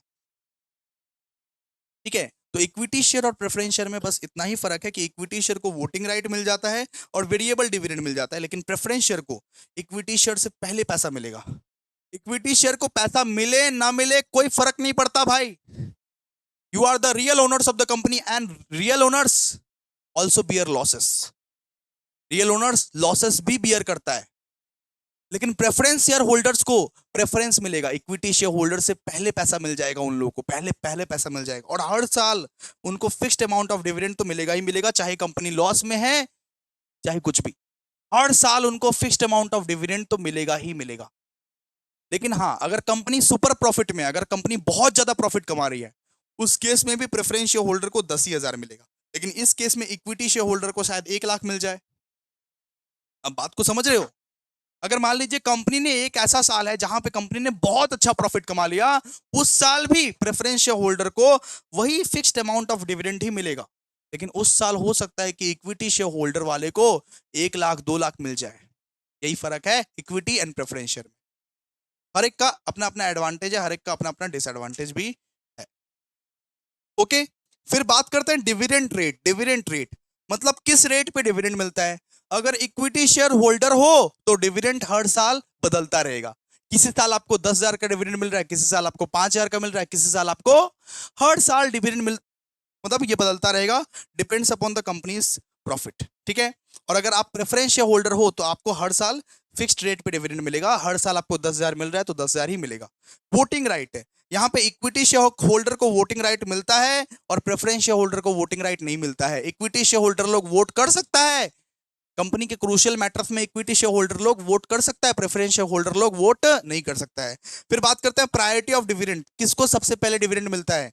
इक्विटी शेयर होल्डर को पहले डिविडेंड नहीं मिलता, सबसे पहले डिविडेंड किसको मिलता है, प्रेफरेंस शेयर होल्डर को। Equity share holder gets dividend after the preference share holder, मतलब इक्विटी शेयर होल्डर को प्रेफरेंस शेयर होल्डर के बाद डिविडेंड मिलता है, कुछ अगर बचा कुछ है तो। सबसे पहले प्रेफरेंस शेयर होल्डर को मिलेगा, उसके बाद इक्विटी शेयर होल्डर को मिलता है। ठीक है, रीपेमेंट ऑफ कैपिटल, अगर मान लीजिए कैपिटल का रीपेमेंट आया है तो सबसे पहले प्रेफरेंस शेयर का कैपिटल रिपे किया जाएगा। ठीक है, प्रेफरेंस शेयर कैपिटल का तो रिपे किया जाएगा 20 साल के अंदर अंदर। आपको तो पढ़ाए थे ना कि 20 साल के अंदर अंदर एक कंपनी को प्रेफरेंस शेयर होल्डर का कैपिटल रिपे करना पड़ता है। प्रेफरेंस शेयर में पढ़ाए थे तो कि 20 साल के अंदर अंदर एक कंपनी को अपने प्रेफरेंस शेयर होल्डर के कैपिटल को रीपे करना पड़ता है। तो preference share holders are paid before equity share holder at the time of winding up. अच्छा, मान लीजिए कंपनी वाइंडिंग अप हो रही है, कंपनी बंद हो रही है, तो सबसे पहले कंपनी क्या करेगी, मान लीजिए कंपनी बंद हो रही है, सबसे पहले कंपनी क्या करेगी, प्रेफरेंस शेयर होल्डर का पैसा चुकाएगी, उसके बाद इक्विटी शेयर होल्डर का पैसा चुकाएगी। और वैसे ही है यहाँ पे भी, at the time of winding up equity share holder are paid after all liability and preference share holder. ठीक है, इक्विटी शेयर होल्डर को कब पे किया था, इक्विटी शेयर होल्डर को पे किया था जब सारा का सारा कंपनी का लायबिलिटी पे ऑफ हो जाए। सबसे पहले क्या करती है कंपनी, अपना वो डिबेंचर होल्डर को पे कर देती है, फिर अपना प्रेफरेंस शेयर होल्डर को पे करती है, और फिर सारा का सारा लायबिलिटीज को मिटाती है, फिर लास्ट में कुछ बचता है तो वो इक्विटी शेयर के हाथ में आता है। कंपनी वाइंडिंग अप के टाइम में सबसे पहले सारा का सारा अपना डेट्स क्लियर करती है, सारा का सारा लायबिलिटीज क्लियर करती है, फिर कुछ बचता है तो फिर इक्विटी शेयर के हाथ में, इक्विटी शेयर होल्डर के हाथ में आता है। ठीक है, फिर बात करते हैं participation in profit. Equity share holders may get additional dividend if profit remains after all ये पेमेंट्स। यहाँ पे बोला गया है कि इक्विटी शेयर होल्डर्स को एक्स्ट्रा डिविडेंड भी मिल सकता है, एक्स्ट्रा डिविडेंड भी मिल सकता है। मान लीजिए इस बार यहाँ पे कंपनी का प्रॉफिट हुआ 1 लाख। आपको एक सिंपल एग्जांपल देता हूँ, सुनिए ना। मान लीजिए कंपनी का प्रॉफिट हुआ 1 लाख और कंपनी ने 80,000 रुपए खर्चे कर दिए और 80,000 रुपए खर्चे करके सारा का सारा डिविडेंड का मिटा दिया, सारा का सारा डिविडेंड को पे ऑफ कर दिया। वो प्रेफरेंस शेयर होल्डर्स हो या वो इक्विटी शेयर होल्डर हो गया सब कुछ। अब लास्ट में जो 20,000 बचे, लास्ट में जो 20,000 बचे उसका आप कंपनी क्या करेगी, लास्ट में जो ये 20,000 बचे उसका वो कंपनी इक्विटी शेयर होल्डर्स में बांट देगी। ये लो ऐस करो, ये तुम्हारा एक्स्ट्रा पैसा। ठीक है, मतलब कंपनी को इस बार सुपर प्रॉफिट हुआ है, 1 लाख का प्रॉफिट हुआ है। इसमें कंपनी ने ऑलरेडी प्रेफरेंस शेयर होल्डर को पे कर दिया, डिबेंचर होल्डर को पे कर दिया, इक्विटी शेयर होल्डर को पे कर दिया। अब उसको पे करने के बाद भी ये 20,000 बच रहा है, तो ये 20,000 पे किसका हक है? 20,000 पे हक है इक्विटी शेयर होल्डर का, इक्विटी शेयर होल्डर का। ठीक है, और प्रेफरेंस शेयर को कोई भी प्रॉफिट नहीं मिलेगा, ठेंगा। आपको हर साल फिक्स्ड अमाउंट ऑफ डिविडेंड मिल रहा है, आप कोई रिस्क नहीं ले रहे हो, तो आपको कोई भी डिविडेंड नहीं मिलेगा। तो preference share holders receive only a fixed dividend and do not share extra profit. अगर कंपनी का कोई एक्स्ट्रा प्रॉफिट हुआ है, कंपनी का कोई एक्स्ट्रा प्रॉफिट हुआ है तो वो प्रेफरेंस शेयर होल्डर को नहीं मिलेगा। प्रेफरेंस शेयर होल्डर को सिर्फ फिक्स्ड डिविडेंड जैसे वो 10,000 मिलता जा रहा है वही मिलता रहेगा। ठीक है, फिर बात करते हैं कन्वर्टिबिलिटी पे कि equity share holders are non convertible, मतलब इक्विटी शेयर होल्डर को आप कन्वर्ट नहीं कर सकते। इक्विटी शेयर होल्डर है ना, इक्विटी शेयर होल्डर को आप चाहोगे कि प्रेफरेंस शेयर में कन्वर्ट कर देते हैं, नहीं कर सकते, सॉरी। इक्विटी शेयर होल्डर को आप कन्वर्ट नहीं कर सकते कोई दूसरा टाइप का शेयर में, कोई दूसरा टाइप का शेयर में आप कन्वर्ट नहीं कर सकते, लेकिन आप प्रेफरेंस शेयर होल्डर को आप कन्वर्ट कर सकते हो। प्रेफरेंस शेयर होल्डर को आप इक्विटी शेयर में कन्वर्ट कर सकते हो। अगर आपके पास प्रेफरेंस शेयर होल्डर है, अगर आप चाहते हो कि इक्विटी शेयर में हम कन्वर्ट कर दे तो वो कर सकते हो। Redemption, equity share hold equity share का ना लाइफ टाइम वैलिडिटी रहता है, लाइफ टाइम वैलिडिटी रहता है। कंपनी कंपनी कभी 20 साल के बाद या 30 साल के बाद आपको पे नहीं कर देती है कैपिटल प्रेफरेंस शेयर का। रिडेम्पशन सिर्फ प्रेफरेंस शेयर का होता है, इक्विटी शेयर का नहीं होता है। रिडेम्पशन सिर्फ किसका होता है? रिडेम्पशन सिर्फ प्रेफरेंस शेयर का होता है, इक्विटी शेयर का नहीं होता है। और ये जो प्रेफरेंस शेयर है वो रिडीमेबल भी है, इरिडीमेबल भी है। रिडेम्पशन हो भी सकता है, नहीं भी हो सकता है। अब आपके ऊपर ऑप्शन है कि आप रिडीम कराना चाहते हो कि इरिडीमेबल। ठीक है, लेकिन इक्विटी शेयर का रिडेम्पशन नहीं होता है। ठीक है, वो लाइफ टाइम, वो पूरा लाइफ टाइम। कंपनी अगर वाइंड अप होगी, अगर थोड़ा बहुत पैसा बचेगा फिर आपको मिलेगा, वरना नहीं, छोड़ दो। ठीक है, फिर risk and return, risk and return. Equity share holder bear higher risk but enjoy higher returns in good years. मतलब बोला गया है कि इक्विटी शेयर होल्डर्स को हायर रिस्क लेना पड़ता है, इक्विटी शेयर होल्डर को सबसे ज्यादा रिस्क लेना पड़ता है और सबसे ज्यादा रिटर्न वही लेता है। ठीक है, और प्रेफरेंस शेयर होल्डर जो है वो लोअर रिस्क लेता है, लेकिन उसको तो फिक्स्ड रिटर्न मिल जाना ना।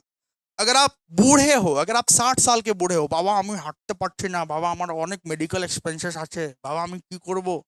अगर आप बूढ़े व्यक्ति हो तो आपके लिए प्रेफरेंस शेयर एकदम सही है कि हर साल आप लोगों को एक फिक्स्ड, हर साल आप लोगों को एक फिक्स्ड डिविडेंड मिलता रहेगा। अगर आप यंग हो, अगर आप एनर्जेटिक हो तो आप इक्विटी शेयर में पैसा लगाओ, इक्विटी शेयर में पैसा लगाओ, थोड़ा रिस्क लो भाई, रिस्क लो। हार्ट अटैक फट अटैक का इश्यू अगर नहीं है तो इक्विटी शेयर में पैसा वैसा लगाओ, थोड़ा रिस्क लो। किसी भी साल लोअर रिटर्न आएगा, किस साल हाई रिटर्न आएगा। समझ में आया? बिल्कुल। आप इसका पढ़ लीजिएगा, 8 पॉइंट पढ़ लीजिएगा, 8 पॉइंट पढ़ लीजिएगा कम से कम। इजी था ना? अच्छा, आओ अब अपने लोग पढ़ते हैं different types of preference share. मतलब कितने टाइप्स के प्रेफरेंस शेयर है, अपने प्रेफरेंस शेयर के कितने टाइप्स के प्रेफरेंस शेयर है। ठीक है, तो सबसे पहला टाइप होता है दोस्तों cumulative preference share. Cumulative preference share, मान लीजिए अगर कोई कंपनी 2023 का आपको डिविडेंड नहीं दिया, अगर आप प्रेफरेंस शेयर में पैसा लगाए हो और 2023 का मान लीजिए डिविडेंड नहीं दिया क्योंकि लॉस हुआ था कंपनी का, अगर मान लीजिए 2024 में आप लोगों को डिविडेंड नहीं मिला क्योंकि उस, तो 2025 में भी आपको मान लीजिए कि डिविडेंड नहीं मिला, तो ये 3 साल का जो डिविडेंड है ना वो एक ही बार में आपको 2026 में दे देगा। मतलब मान लीजिए कंपनी हर साल आपको 1-1 लाख का डिविडेंड देती है, तो ये 2026 में ना एक ही बार 4 लाख दे देगा, 4 लाख। भैया ये 4 लाख कहां से आया? सबसे पहले वो 2023 का 1 लाख, फिर 2024 का 1 लाख, फिर 2025 का 1 लाख, और 2026 का भी तो 1 लाख है। तो एक ही बार में 2026 में 4 साल का डिविडेंड आपको दे देगा, उसको बोलते हैं cumulative preference share. Cumulative preference share कि भाई एक बार में दे दूंगा। आप लोग का ऐसा ऐसा, आप आप लोगों का फ्रेंड्स ग्रुप में ऐसा ऐसा दोस्त रहेगा ना, बोलेगा भाई कोई बात नहीं भाई, थोड़े दिन बाद दे दूंगा, एक साथ दे दूंगा सारा पैसा। अरे भाई, जो जो उधार तुमसे लिए एक बार में दे दूंगा भाई, चिंता मत करो, एक बार में सारा पैसा दे दूंगा मैं। तो वैसे ही कंपनी बोलती है, वैसे ही कंपनी बोलती है। क्यूमुलेटिव प्रेफरेंस शेयर का मतलब कि ये प्रेफरेंस शेयर होल्डर, तू टेंशन मत ले, मैं तेरा 2023 का डिविडेंड, मैं तेरा 2024 का डिविडेंड, 2025 का और 2026 का डिविडेंड एक साथ मैं 2026 में दे दूंगा। मतलब एक साथ कंपनी क्या करेगी, 2026 में एक साथ चारों साल का डिविडेंड दे देगी। इसको अपने लोग क्या बोलते हैं, क्यूमुलेटिव प्रेफरेंस शेयर। कभी कभी कंपनी के पास ना उतना सफिशिएंट प्रॉफिट नहीं होता, इनसफिशिएंट प्रॉफिट होता है।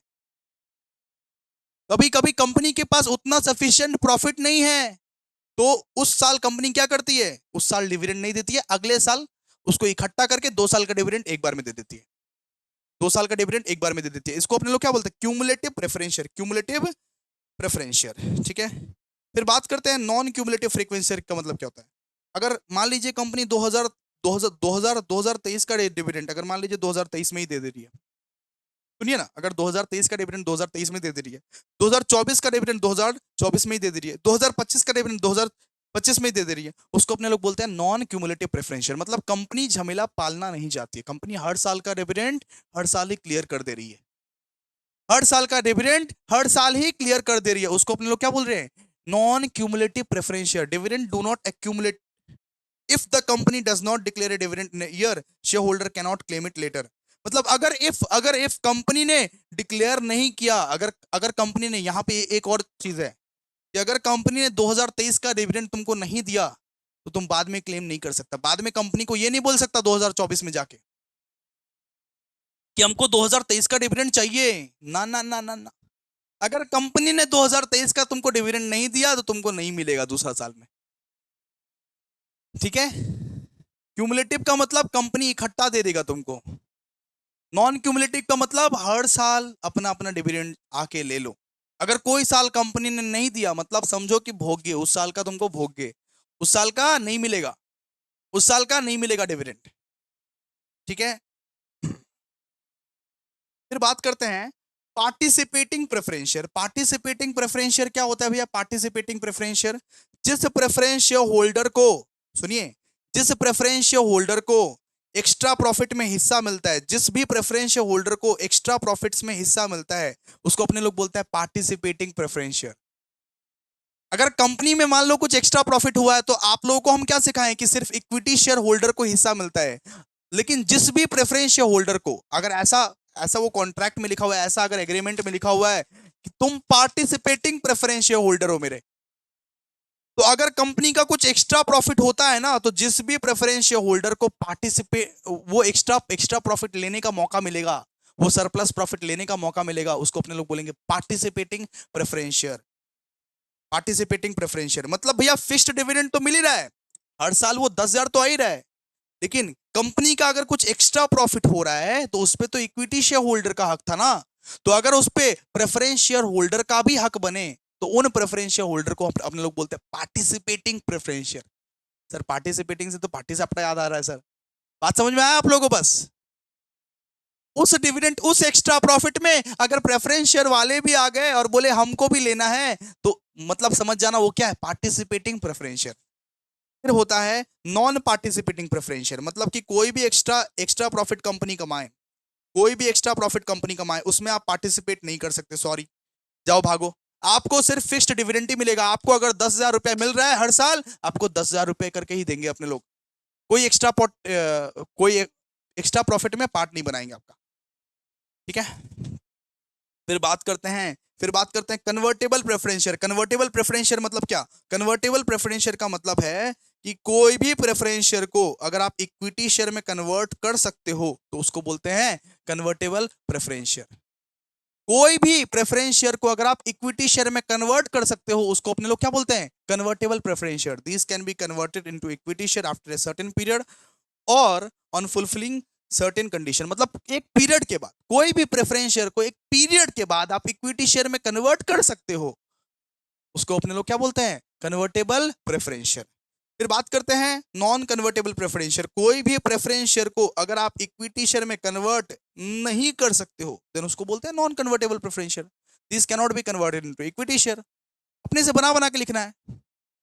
कोई भी प्रेफरेंस शेयर को अगर आप इक्विटी शेयर में कन्वर्ट नहीं कर सकते, उसको उसको अपने लोग क्या बोलते हैं, नॉन कन्वर्टेबल प्रेफरेंस शेयर। ठीक है, फिर बात करते हैं रिडीमेबल प्रेफरेंस शेयर। अगर कोई प्रेफरेंस शेयर है जिसका रिडेम्पशन हो रहा है, रिडेम्पशन मतलब रिपेमेंट होगा after a fixed period, after a fixed period, कोई भी अगर ऐसा ऐसा प्रेफरेंस शेयर है जिसका रिडेम्पशन होगा आफ्टर ए फिक्स्ड पीरियड, उसको अपने लोग बोलते हैं redeemable preference share, redeemable preference share. ठीक है, अगर कोई भी ऐसा प्रेफरेंस शेयर है जो life time of the company में, जो रिडीम कभी होगा ही नहीं, जब तक कंपनी है तब तक रिडीम कभी होगा ही नहीं, अगर एक ऐसा प्रेफरेंस शेयर आप लेके रखे हो जो रिडीम कभी होगा ही नहीं, लाइफ टाइम है वो, उसको बोलते हैं ई रिडीमेबल प्रेफरेंस शेयर, ई रिडीमेबल प्रेफरेंस शेयर।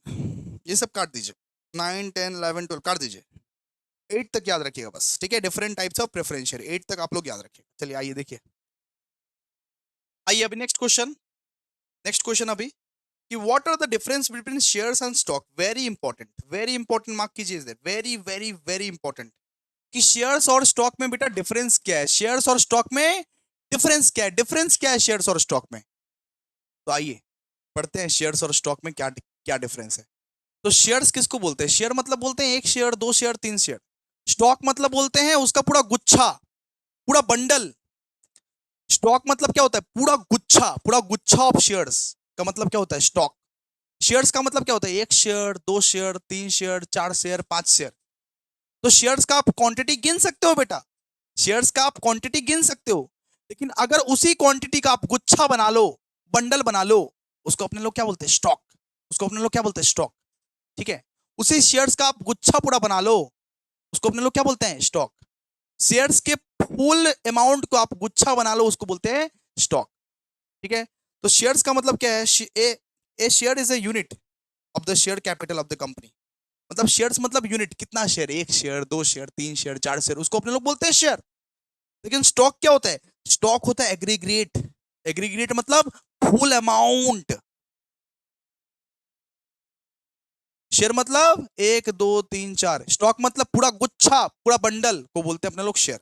ठीक है, फिर बात करते हैं नॉमिनल वैल्यू। एक शेयर का आप देखोगे कि फेस वैल्यू जो होता है, फेस वैल्यू, वो या तो 10 होता है, वो या तो 100 होता है, कोई एक फिक्स्ड, ये फेस वैल्यू उसका तय रहता है। ठीक है, लेकिन स्टॉक का कोई फिक्स्ड फेस वैल्यू नहीं रहता है। ठीक है, स्टॉक का कोई भी फिक्स्ड फेस वैल्यू नहीं रहेगा, it can be in denominations. ठीक है, stock does not have a fixed nominal value, it can be any denominations, कुछ भी फिक्स्ड फेस वैल्यू नहीं रहता स्टॉक का, कभी भी फिक्स्ड फेस वैल्यू नहीं रहता।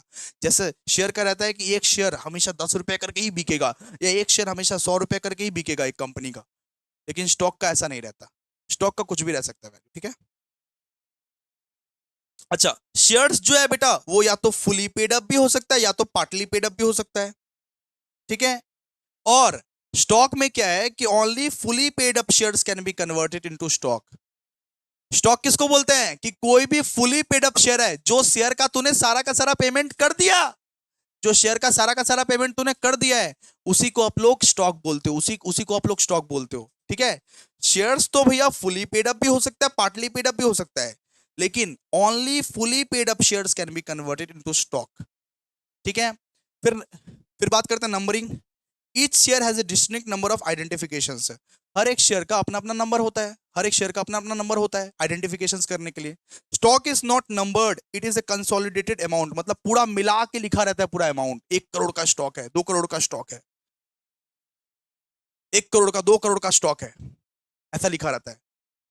स्टॉक में कोई नंबर वंबर नहीं बिठाता रहता है, ये पूरा कंसोलिडेटेड अमाउंट है, कंसोलिडेटेड अमाउंट है ये पूरा। फिर बात करते हैं ट्रांसफरेबिलिटी, कि शेयर्स को आप ट्रांसफर कर सकते हो, share must be transferred in whole numbers. जितना का शेयर्स है आप लोगों को उतना ही आप लोगों को ट्रांसफर करना है। और स्टॉक को आप फ्रैक्शनल अमाउंट में ये ट्रांसफर करते हो। मान लीजिए आपका पास मान लीजिए कि 5000 स्टॉक है, 5000 स्टॉक है आपका, 5000 स्टॉक है। तो 5000 अगर स्टॉक है तो उसका 1/3 आप ट्रांसफर करो, 1/3 आप ट्रांसफर करो, कितना, 1/3 आप ट्रांसफर करो उसका। बात समझ में आया, आपके पास 5000 स्टॉक है, आप उसको 1/3 ट्रांसफर कर रहे हो। समझ में आ गया? लेकिन शेयर्स पूरा ही ट्रांसफर करना पड़ता है। शेयर मतलब share must be transferred by the whole numbers. मतलब एक कंपनी का एक शेयर तुम्हारे पास है तो वो एक शेयर पूरा का पूरा ही ट्रांसफर करोगे ना, वही बोला गया है। लेकिन स्टॉक, स्टॉक मतलब पूरा शेयर का एक बंडल, गुच्छा, उसका तुम 1/3 या 2/3 ही ट्रांसफर करोगे ना। तो स्टॉक को आप ट्रांसफर करते हो फ्रैक्शनल अमाउंट से और शेयर को आप ट्रांसफर करते हो होल नंबर से, ठीक है। फिर बात करते हैं डिनोमिनेशन। डिनोमिनेशन डिनोमिनेशन शेयर को आप 10 रुपया या 20 रुपया या 100 रुपया में बेचते हो, है ना। लेकिन स्टॉक जो है, स्टॉक 150 में भी बिक सकता है, 300 में भी बिक सकता है। अपना अपना वैल्यू है उसका, अपना अपना वैल्यू। स्टॉक का जो है ना अनइक्वल डिस्ट्रीब्यूशन है, अनइक्वल अनइक्वल डिस्ट्रीब्यूशन है, ठीक है। जैसे शेयर का आप देखोगे कि फिक्स्ड वैल्यू सेम ही है, फिक्स्ड वैल्यू हमेशा 10 ही रहता है, 100 ही रहता है। लेकिन स्टॉक का क्या अनइक्वल डिस्ट्रीब्यूशन है, 150 भी रह सकता है, 300 भी रह सकता है, ठीक है। फिर बात करते हैं form of issue. Shares are directly issued by the company to investors. Shares shares जो है वो कहां से इशू होता है, वो कंपनी डायरेक्ट इन्वेस्टर को इशू कर देता है शेयर। और stock arises from conversion of fully paid up share, it can not be directly issued. मतलब स्टॉक जब सेकेंडरी हो जाता है, जब शेयर सेकेंड हैंड हो जाता है, तभी स्टॉक को आप बेच सकते हो। आपके पास अगर फुली पेड अप शेयर है, फुली पेड अप शेयर, अगर आप शेयर का फुल पेमेंट कर दियो तभी आप ट्रांसफर कर सकते हो उसको। उसको डायरेक्टली इशू करना पॉसिबल नहीं है, उसको डायरेक्टली इशू करना पॉसिबल नहीं है, ठीक है। तो सीधा सा बात समझो ना कि शेयर मतलब क्या होता है। शेयर मतलब होता है एक शेयर, दो शेयर, तीन शेयर। और स्टॉक मतलब क्या होता है, उसका पूरा गुच्छा, बंडल, बंडल ऑफ शेयर्स, ठीक है, उसका पूरा गुच्छा। तो अपने लोग क्या बोलते हैं, स्टॉक, ठीक है। क्लियर है? एग्जाम्पल एक बार देख लेते हैं। जैसे शेयर का एग्जाम्पल, एक company issues 10,000 equity share of 10 each, ठीक है। And the same shares when the converted becomes 1 lakh worth of stock, ठीक है। अगर आपके पास है बेटा 10,000 शेयर, उसका एक एक शेयर का दाम है 10 रुपए करके, तो कितना वैल्यू हो गया, 1 लाख का शेयर है आपका पास। तो इस 1 लाख को अपने लोग बोलेंगे स्टॉक और इसको अपने लोग बोलेंगे शेयर। बात समझ में आया? बात समझ में आया? अभी अब अभी तो आप लोग को समझ में आया ना भाई बात। देखो, इस ये जो 10,000 है इसको अपने लोग बोलेंगे शेयर, उसका जो वैल्यू है उसको अपने लोग बोलेंगे स्टॉक, पूरा मिला के, ठीक है। चलो आइए अभी क्वेश्चन नंबर 6 पढ़ते हैं। What are the SEBI guidelines for the issue of right shares. मतलब अपना सेबी का गाइडलाइंस क्या है, सेबी का गाइडलाइन क्या है, सेबी क्या कहता है कि किस तरीके से जो है राइट शेयर को इशू करना है। जैसे कि आप लोगों को पता है कि कंपनी का भगवान कौन है, सेबी। तो सेबी क्या कहता है कि राइट शेयर को किस तरीके से इशू करना है, किस तरीके से इशू करना है, वो अपने लोग बोलते हैं दोस्तों, ठीक है। सबसे पहले बात करते हैं राइट शेयर क्या होता है। सुनिए, राइट शेयर क्या होता है। जब एक कंपनी जब एक जब एक कंपनी अपने एग्जिस्टिंग शेयर होल्डर को जब एक कंपनी अपने एग्जिस्टिंग शेयर होल्डर को एक प्री डिटरमाइंड रेट पे शेयर्स को बेच देती है, उसको बोलते हैं राइट शेयर्स। ऑफर करती है, उसको बोलते हैं राइट शेयर्स। मतलब एक कंपनी आया, अपना जो एग्जिस्टिंग शेयर होल्डर है, उसका जो लोग शेयर खरीदे हुए हैं उस कंपनी से ऑलरेडी, ठीक है। आपको अपना एग्जांपल देता हूं, सुनिए, आपको अपना एग्जांपल देता हूं। मान लो कि आप लोग में से बहुत बच्चे लोग प्रो बैच में मेरे से पढ़ रहे होंगे। मेरे से तो इस बार 2500 बच्चे प्रो बैच में पढ़े हैं, ठीक है। मेरे से इस बार 2500 बच्चे प्रो बैच में पढ़े हैं। मान लो कि प्रो बैच के बच्चों को मैं गया और बोला कि सुनना, इस बार तुम लोग अगर सेम 6 में मेरा प्रो बैच लिया, अगर इस बार तूने मेरा सेम 6 में प्रो बैच लिया, तो मैं दूसरों से चार्ज करूंगा 1299 और तुमसे मैं चार्ज करूंगा सिर्फ 1199। ऐसे मैं ऑफर दे दिया। मतलब जो लोग भी मेरे से सेम 5 का प्रो बैच लिए होंगे, उनको मैं जाके बोल दूंगा कि सुन, कोई भी अगर सेम 6 का प्रो बैच हमसे लेता है तो आप लोग तो मेरे प्रो बैच मेंबर्स हो, तो आप लोग से मैं चार्ज करूंगा 1199 और दूसरों से चार्ज करूंगा और दूसरों से मैं चार्ज करूंगा 1299। ऐसा होता नहीं है कभी, ऐसा होता नहीं है गाइस, सो सॉरी, एग्जांपल समझाने के लिए बोला हूं, ऐसा होता नहीं है कभी, हाँ। तो अगर कंपनी खुद करे, मतलब कंपनी अपने एग्जिस्टिंग शेयर होल्डर को जाके बोले, अब यही सेम सिनेरियो आप ये कंपनी का होके सोचो, कंपनी अपने एग्जिस्टिंग शेयर होल्डर से जाके बोले कि सुन, वैसे तो मार्केट में एक शेयर को हम 100 रुपए में बेचते हैं, हम तेरे को 80 में बेच देंगे अगर तुम लोग खरीदेगा। सुन मेरे एग्जिस्टिंग शेयर होल्डर्स, सुन मेरे एग्जिस्टिंग शेयर होल्डर। अरे एक कंपनी जाके बोलता है अपने एग्जिस्टिंग शेयर होल्डर को, सुन मेरे एग्जिस्टिंग शेयर होल्डर, वैसे तो ये शेयर मार्केट में 100 रुपए का मिल रहा है, लेकिन हम तुमको 80 में बेच देंगे, 80 में बेच देंगे। अगर तुम लोग खरीदा तो हम तुमको 80 में बेच देंगे, 80 में बेच देंगे हम तुमको। इसको अपने लोग क्या बोलते हैं? इसको अपने लोग बोलते हैं राइट शेयर। इसको अपने लोग बोलते हैं राइट शेयर। तो आइए एक बार मीनिंग को देखते हैं। Right share are those share which are offered to the existing share holders at a predetermined price and within the specific time period, giving them the first opportunity to increase their investment। कि हम तुमको ये opportunity दे रहे हैं। अरे भैया company बोलती है अपने एग्जिस्टिंग शेयर होल्डर को, हम तुमको ये अपॉर्चुनिटी दे रहे हैं कि हम अभी ये शेयर्स को मार्केट में इशू नहीं कर रहे हैं। अगर मार्केट में ये शेयर को इशू करेंगे तो हम 100 रुपए में इशू करेंगे, लेकिन तुम लोग तो अपने पुराने कस्टमर हो, तुम लोग तो अपने एग्जिस्टिंग शेयर होल्डर हो, तुमको हम 80 में बेच देंगे। तुम क्या खरीदेगा? तो जब एक कंपनी अपने नए नए शेयर्स को एग्जिस्टिंग शेयर होल्डर्स को बेचती है, ये कह के हम तुमको डिस्काउंटेड रेट में बेचते हैं, उसको बोलते हैं अपने लोग राइट शेयर। हुआ ना कंसेप्ट क्लियर? ऐसा कंसेप्ट क्लियरिटी नहीं होगा कहीं पे, ठीक है? इसीलिए लोग जलते हैं। चलो आ जाओ। हुआ कि अगर एक कंपनी 100 का शेयर 80 में बेच रही है अपने एग्जिस्टिंग शेयर होल्डर को, एग्जिस्टिंग शेयर होल्डर, तुम लोग तो मेरे पुराने कस्टमर हो, मैं अभी मार्केट में ये शेयर नहीं बेच रहा हूं, मैं अभी ये नया नवेला शेयर तुमको ऑफर करना चाहता हूं, तुम लोग खरीदेगा क्या? अगर खरीदेगा तो हम तुमको 80 में दे देगा ये शेयर, 80 में दे देगा, हम तुमको 80 में दे देगा ये शेयर। तो उसको अपने लोग क्या बोलते हैं? राइट शेयर, राइट शेयर, ठीक है? तो इसका लीगल प्रोविजन क्या है? इसका लीगल प्रोविजन है कि whenever a company proposes to increase its subscribed capital by issue of new shares, such shares must be first offered to the existing shareholder in proportion to the existing holding। अब देखो, अब company ना लालची होता है, company ना लालची होता है, पैसे का भूखा होता है कंपनी, कंपनी लालची मक्कार होता है, पैसे का भूखा होता है।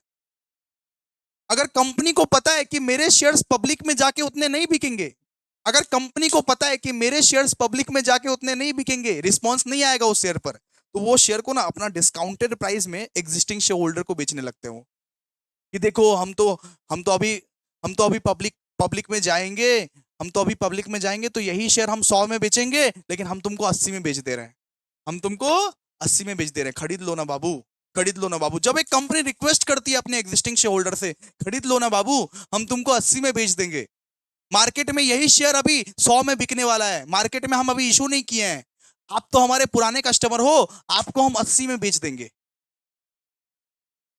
ठीक है? तो ये सब कंपनी क्यों करता है? ये सब कंपनी इसलिए करता है क्योंकि उसको अपना सब्सक्राइब्ड कैपिटल को बढ़ाना है, अपना सब्सक्राइब्ड कैपिटल को बढ़ाना है, अपने एग्जिस्टिंग होल्डिंग को बढ़ाना है उसको, इसीलिए अपना वो जो कैपिटल है, अपना जो पैसा है, शेयर कैपिटल, उसको बढ़ाना है कंपनी को, इसीलिए दैट्स वाई, ठीक है? फिर इसके लिए कंपनी क्या करती है? इसके लिए कंपनी क्या करती है? राइट शेयर्स का जो इन्फॉर्मेशन अपने लोग जो देंगे, राइट शेयर्स का जो इन्फॉर्मेशन अपने लोग देंगे, इसके लिए कंपनी कैसे नोटिस भेजेगी? नोटिस कैसे भेजेगी? कंपनी को अपने एग्जिस्टिंग शेयर होल्डर्स का राइट शेयर्स को जो इन्फॉर्मेशन भेजना है, उसके लिए कंपनी नोटिस कैसे भेजेगी?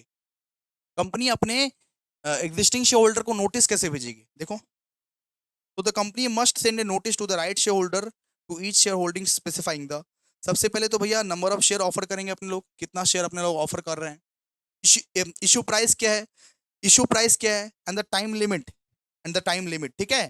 सबसे पहले अपने लोग बोलेंगे कि अपने लोग आप लोगों को 10,000 शेयर ऑफर कर रहे हैं, ऐसा लिखेंगे, सबको लिखेंगे, सबको ईमेल पे भेजेंगे एग्जिस्टिंग शेयर होल्डर। उसके बाद कंपनी बोलती है कि हम 10,000 शेयर ऑफर कर रहे हैं जिसका मार्केट प्राइस होने वाला है 100 रुपए, लेकिन हम तुमको 90 में बेच देंगे, और आप लोगों को खरीदना रहेगा तो 15 दिन के अंदर अंदर या 30 दिन के अंदर अंदर खरीद लो, मतलब 15 दिन से लेके 30 दिन के अंदर अंदर खरीद लो, वरना हम रिजेक्ट कर देंगे ऑफर। आपको अगर खरीदना रहेगा राइट शेयर तो 15 दिन के अंदर अंदर और 30 दिन के अंदर अंदर खरीद लो, वरना हम रिजेक्ट कर देंगे ऑफर, ठीक है? ठीक है? फिर क्या होता है, आप लोगों को राइट शेयर्स के बारे में आपको ना री अनाउंसमेंट के बारे में भी सिखाए थे, री अनाउंसमेंट के बारे में, कि शेयर होल्डर अगर चाहे तो खरीद के वो ट्रांसफर भी कर सकता है। शेयर होल्डर अगर चाहे तो वो पहले राइट शेयर खरीद लेगा, उसके बाद किसी दूसरे को ट्रांसफर भी कर सकता है, ठीक है? उसको अपने लोग बोलते हैं री अनाउंसमेंट, री अनाउंसमेंट। शेयर होल्डर्स में renounce their rights to subscribe the new share in favour to another person, ठीक है? ठीक है? क्लियर है? अगर एक राइट शेयर होल्डर चाहे तो वो खरीद के किसी को ट्रांसफर भी कर सकता है, उसको अपने लोग क्या बोलते हैं, री अनाउंसमेंट। फिर बात करते हैं lapse of offer. If the share holder does not respond with in the specified period, मतलब अगर एक शेयर होल्डर 15 दिन या 30 दिन के अंदर कोई रिप्लाई नहीं दिया, देन वो लैप्स हो जाएगा, वो ऑफर लैप्स हो जाएगा, वो ऑफर डिक्लाइन हो जाएगा, वो ऑफर है ही नहीं अब, ठीक है? अगर एक शेयर होल्डर, अगर एक प्रेफरेंस शेयर होल्डर या इक्विटी शेयर होल्डर जो भी है, रिस्पॉन्ड नहीं किया सही टाइम पे, अगर वो रिस्पॉन्ड नहीं किया कि वो राइट शेयर खरीदेगा कि नहीं खरीदेगा, कुछ बोला ही नहीं, रिप्लाई नहीं किया, सीन करके छोड़ दिया, जैसे आपकी बाबू करती है, जैसे आपकी एक्स करती थी, सीन सीन करके छोड़ दिया, अरे व्हाट्सएप में मैसेज भेजे, सीन करके छोड़ दिया, ब्लू टिक दिखा रहा है, सीन करके छोड़ दिया, रिप्लाई नहीं दिया, रिस्पॉन्स ही नहीं दिया, तो जाओ तुम ही खोप पे, जाओ तुम ही भोगे, जाओ तुम ही खोप पे, जाओ तुम ही भोगे, ठीक है? If the share holder does not respond with in the specified period, the offer is considered declined, ये ऑफर को डिक्लाइन मान लिया जाएगा, कुछ भी ऑफर नहीं था, फिर जाओ। राइट शेयर का प्राइसिंग क्या होगा? सो द ये price of the right share must be determined by the board of director. तो ये जो प्राइस जो होता है राइट शेयर का, ये बीओडी डिसाइड करता है। कौन? बीओडी, वो डिसाइड करता है, बीओडी डिसाइड करता है, बोर्ड ऑफ डायरेक्टर डिसाइड करता है, in consultation with the board of director को भी कंसल्ट करना पड़ता है, किसके साथ? मर्चेंट बैंकर के साथ, ensuring that is fair and reasonable, consult करना पड़ता है, कंसल्ट करना पड़ता है, ठीक है? क्लियर है? चलो, फाइलिंग विद सेबी। अगर आप राइट शेयर इशू कर रहे हो, राइट शेयर इशू कर रहे हो, और अगर आप लिस्टेड कंपनी हो, फिर आपको सेबी के साथ फाइल करना पड़ेगा letter of offer, letter of offer file करना पड़ेगा। Listed company must file a letter of offer with the Securities and Exchange Board of India within the at least 7 working days before the issue open. अगर right share आप issue कर रहा, अगर कोई company right share issue कर रहा है, then उसको लेटर ऑफ ऑफर जमा करना पड़ेगा सेबी में जाके, सेबी में जाके लेटर ऑफ ऑफर जमा करना पड़ेगा। अगर आप लिस्टेड कंपनी हो, अगर आपको राइट शेयर इशू करना है, देन आपको लेटर ऑफ ऑफर जमा करना पड़ेगा सेबी में जाके, securities and board exchange Board of India में जाके, एटलीस्ट 7 वर्किंग डेज के अंदर अंदर, ठीक है? इशू के एटलीस्ट 7 दिन के पहले पहले, एटलीस्ट ये 7 दिन के पहले पहले, ठीक है? अच्छा, मिनिमम सब्सक्रिप्शन क्या होता है? Very important guys, minimum subscription क्या होता है? As per the SEBI guidelines, the company must receive at least 90% of the issue amount, otherwise the issue will be considered as failure and money will be refunded. बोला गया है कि मैं मान लो कि 1 लाख शेयर इशू किया, मैं मान लो 1 लाख शेयर इशू किया और एक का वैल्यू है 10, ठीक है? तो उस पूरा का पूरा शेयर कैपिटल कितना हो गया? मैं इशू इशू कितने का कर रहा हूं? मैं मान लो 10 लाख का इशू कर रहा हूं, मैं 10 लाख रुपए का शेयर इशू कर रहा हूं, मैं 10 लाख रुपए का शेयर मान लो इशू कर रहा हूं। तो यहां पे बोला गया है कि अगर उसका 90% सब्सक्राइब नहीं हुआ, अगर उसका 90% भी सब्सक्राइब नहीं हुआ, फिर वो कैंसिल हो जाता है, फिर उसको रिफंड करना पड़ेगा। मतलब ये जो 1 लाख शेयर इशू हुआ है, कम से कम उसके 90,000 शेयर्स आपका सब्सक्राइब होना चाहिए, कोई ना कोई खरीदना चाहिए।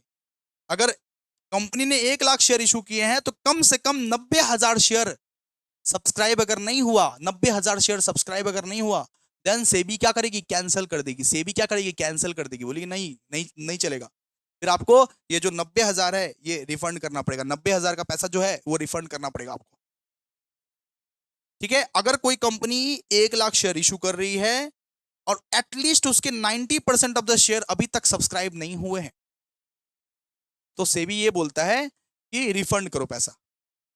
इतना कड़क नियम है, ठीक है? इन सबको मत पढ़िए, छोड़ दीजिए, इतना पढ़ लीजिए काफी है, ठीक है? बात करते हैं बोनस शेयर और राइट शेयर का। बोनस शेयर और राइट शेयर का, बोनस बोनस शेयर मतलब फ्री का शेयर, बोनस शेयर मतलब फ्री का शेयर। अच्छा, बोनस शेयर का मतलब क्या होता है कि अगर तुमको घर में अगर तुमको घर में 4 जूते मिलते हैं, अगर तुमको घर में 4 जूते पड़ते हैं, तो तुमको एक जूता एक्स्ट्रा पड़ेगा। इंस्टाग्राम में एक रील देखा था मैंने, अब ये मत बोलना कॉपी कॉपी कॉपी, इंस्टाग्राम में मैं रील देखा था, वो सच में मेरे को इंटरेस्टिंग लगा था, इसीलिए मैं बोल रहा हूं कि बोनस शेयर का मतलब, हर कोई स्टेटस पे लगाएगा, बोनस शेयर का मतलब अगर तुमको घर में 4 जूते पड़ते हैं तो एक एक्स्ट्रा जूता पड़ेगा। जब कंपनी अपने एग्जिस्टिंग शेयर होल्डर को बोलती है कि ये ले लो भाई फ्री का फोकट का शेयर, दिवाली, बोनस, ये ले लो भाई फ्री फोकट का शेयर, तुमने बहुत शेयर खरीदे हैं, आपको फ्री फोकट का 10% शेयर मिलता है। आपने जितना शेयर खरीदा उसका 10% फ्री फोकट में आपको मिलता है। उसको अपने लोग बोलते हैं बोनस शेयर, उसको अपने लोग बोलते हैं बोनस शेयर। और राइट शेयर का मतलब जब एक कंपनी अपने ही एग्जिस्टिंग शेयर होल्डर को एक प्री डिटरमाइंड रेट पे शेयर बेचती है कि मार्केट में तो 100 रुपए में मिल रहा है, हम तुमको 90 में बेच देंगे, उसको बोलते हैं राइट शेयर्स, उसको बोलते हैं राइट शेयर्स। ठीक है, तो आपको डेफिनेशंस क्लियर क्लियर हम करवा दिए।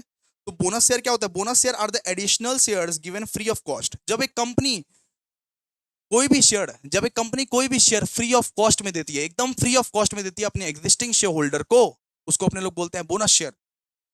और जब एक कंपनी अपने एग्जिस्टिंग शेयर होल्डर को बोलती है कि मार्केट में तो ये शेयर का दाम 100 रुपए है बाबू, आप 80 में खरीद लो ना, 80 में हम दे देंगे आपको, 80 में खरीद लो ना, 80 में हम दे देंगे, उसको बोलते हैं अपने लोग राइट शेयर्स, अपने लोग बोलते हैं राइट शेयर्स। ठीक है, तो ये हो गया मीनिंग। ठीक है, मीनिंग आप लोग पढ़ लेना अच्छे से। Objective issued to capitalise reserve and reward share holders. मतलब बोनस शेयर का क्या ऑब्जेक्टिव है? कि शेयर होल्डर को रिवॉर्ड करेंगे, शेयर होल्डर को थोड़ा सा खुश खुश कर देंगे कि वो लोग और इन्वेस्ट करेगा ये। ठीक है, शेयर होल्डर को थोड़ा सा खुश कर देंगे। फिर राइट शेयर का क्या होता है? Issued to raise additional capital from existing share holder. Right share जब जब एक कंपनी राइट शेयर इशू करता है तब आप समझ जाना कंपनी लालची है, कंपनी लालची है, कंपनी को और पैसा चाहिए। जब एक कंपनी राइट शेयर इशू करता है तब आप समझ जाना कंपनी के शेयर का मार्केट में कोई वैल्यू नहीं है, कंपनी अपने एग्जिस्टिंग शेयर होल्डर को ही ये चेप रहा है, कंपनी लालची है, कंपनी को और पैसा चाहिए। और जब एक कंपनी बोनस शेयर इशू करती है तो आप लोग समझ जाना कि कंपनी क्या करेगी? रिवॉर्ड करेगी शेयर होल्डर को, ये लो तुम्हारा तोहफा। कंपनी ऐसे करके बोलेगी ये लो तुम्हारा तोहफा, आप लोग बहुत शेयर खरीदे हो इसके, ये लो आपका तोहफा, फ्री ऑफ कॉस्ट में हम शेयर दे रहे हैं। तो बोनस शेयर मतलब फ्री का माल सस्ता में। अच्छा वो सॉरी, बोनस शेयर का मतलब फ्री का माल, राइट शेयर का मतलब फ्री का माल सस्ता में, फ्री का माल सस्ता में। ठीक है, क्लियर है? फिर इसका कंसिडरेशन मतलब क्या बोनस शेयर का कुछ पैसा ऐसा लगता है क्या? कुछ लेन देन करना पड़ता है क्या? नहीं। Issued at fixed cost, free of cost, free of cost, भैया फ्री ऑफ कॉस्ट है ये, और इसमें आपको थोड़ा बहुत पैसा देना पड़ेगा। या वो डिस्काउंटेड रेट में मिलता है राइट शेयर, राइट शेयर आपको डिस्काउंटेड रेट में मिलता है, बोनस शेयर आपको फ्री ऑफ कॉस्ट मिलता है। फिर source of issue, source of issue issued out of free reserve. मतलब आप एसपीआर का यूज करते हो, कैपिटल रिडम्पशन रिजर्व का यूज करते हो। बोनस शेयर वाला चैप्टर पर आए थे, भूल गए क्या? बोनस शेयर को देने के लिए, बोनस शेयर को देने के लिए अपने लोग सिक्योरिटीज प्रीमियम अकाउंट का यूज करते हैं, कैपिटल रिडम्पशन रिजर्व अकाउंट का यूज करते हैं। बोनस शेयर को देने के लिए आप लोग सिक्योरिटीज प्रीमियम का यूज करते हो, कैपिटल रिडम्पशन रिजर्व का यूज करते हो, है ना? और यहां पे issued by receiving fresh cash from share holder. Right share कैसे आप इशू करते हो? राइट शेयर जब इशू करते हो तो आपको तगड़ा तगड़ा कैश मिलता है, कैश मिलता है। बोनस शेयर इशू करने के लिए आप सिक्योरिटीज प्रीमियम का यूज करते हो या फिर कैपिटल रिडम्पशन रिजर्व का यूज करते हो। और राइट शेयर में तो आपको पैसा मिल ही रहा है, कोई दिक्कत नहीं है। अच्छा भैया, इसका सेक्शन क्या है? ये सेक्शन 63 में लिखा गया है। बोनस शेयर के बारे में सेक्शन 63 में लिखा गया है, और राइट शेयर्स के बारे में सेक्शन 62 क्लॉज 1A में लिखा गया है। ठीक है,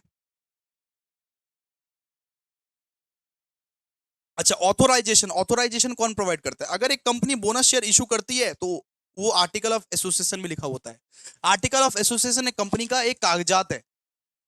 अगर एक कंपनी बोनस शेयर इशू कर सकती है तो वो उसके आर्टिकल ऑफ एसोसिएशन में लिखा हुआ रहता है।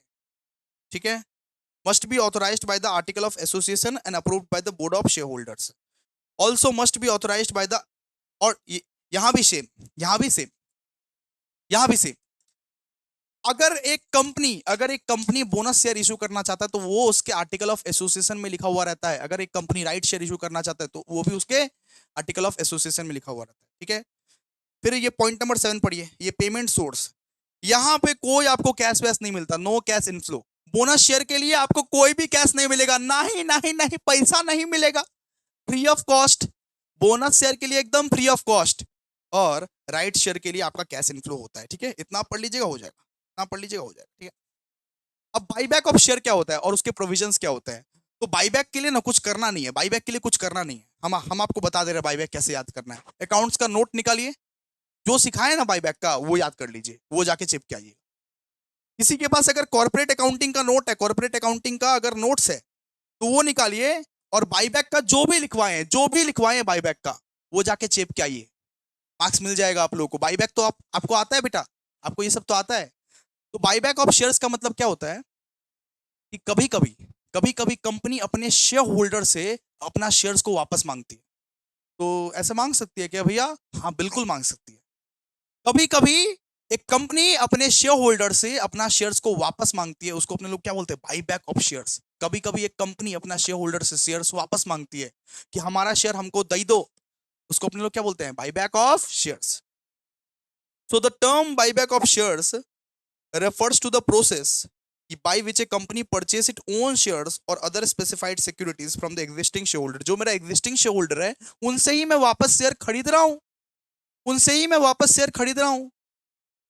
And the objective is to reduce share capital. Objective क्या रहता है? ऑब्जेक्टिव ये रहता है कि शेयर कैपिटल को अपने को रिड्यूस करना है। शेयर कैपिटल इतना इतना हाई नहीं चाहिए, शेयर कैपिटल को अपने को रिड्यूस करना है।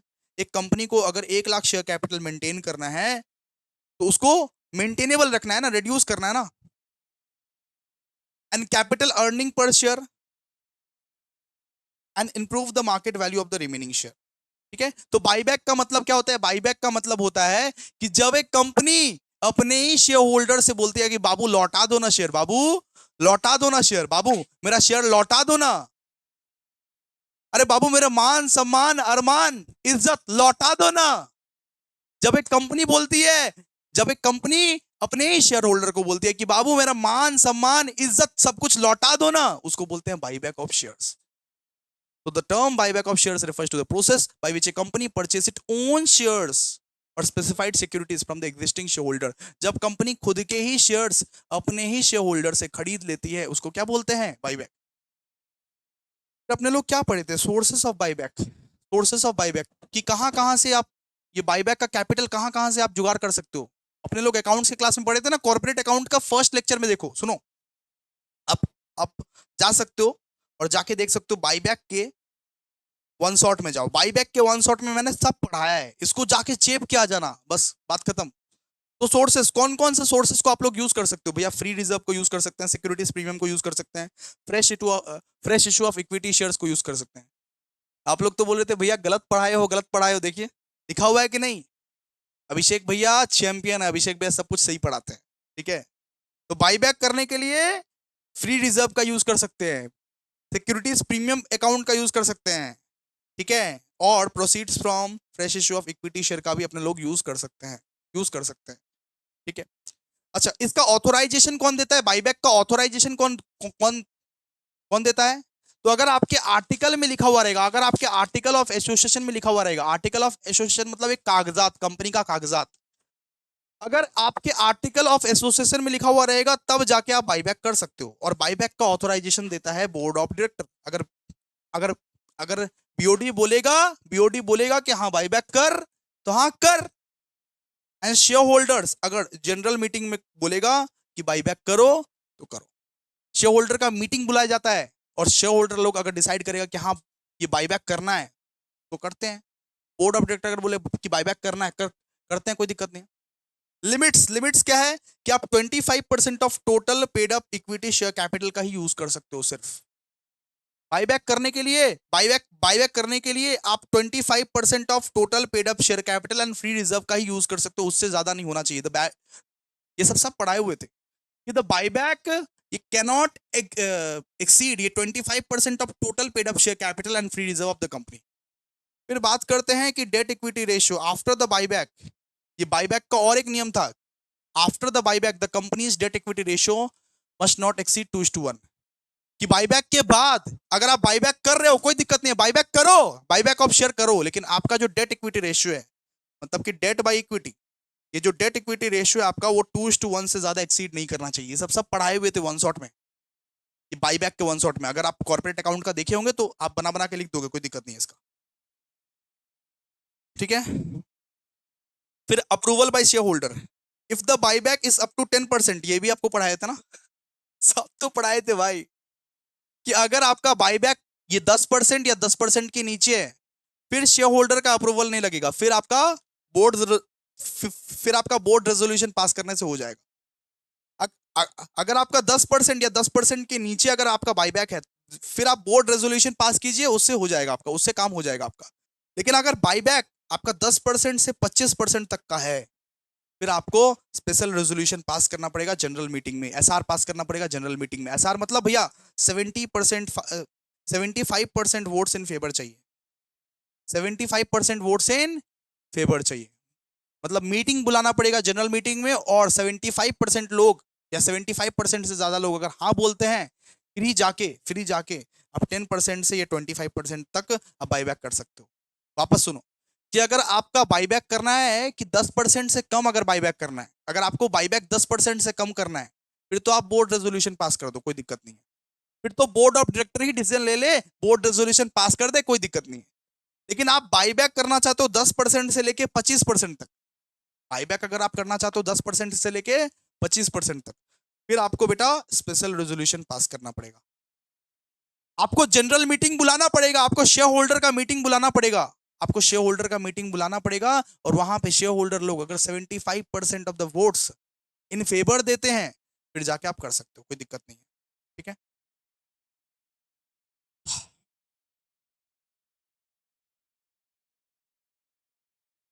ठीक है।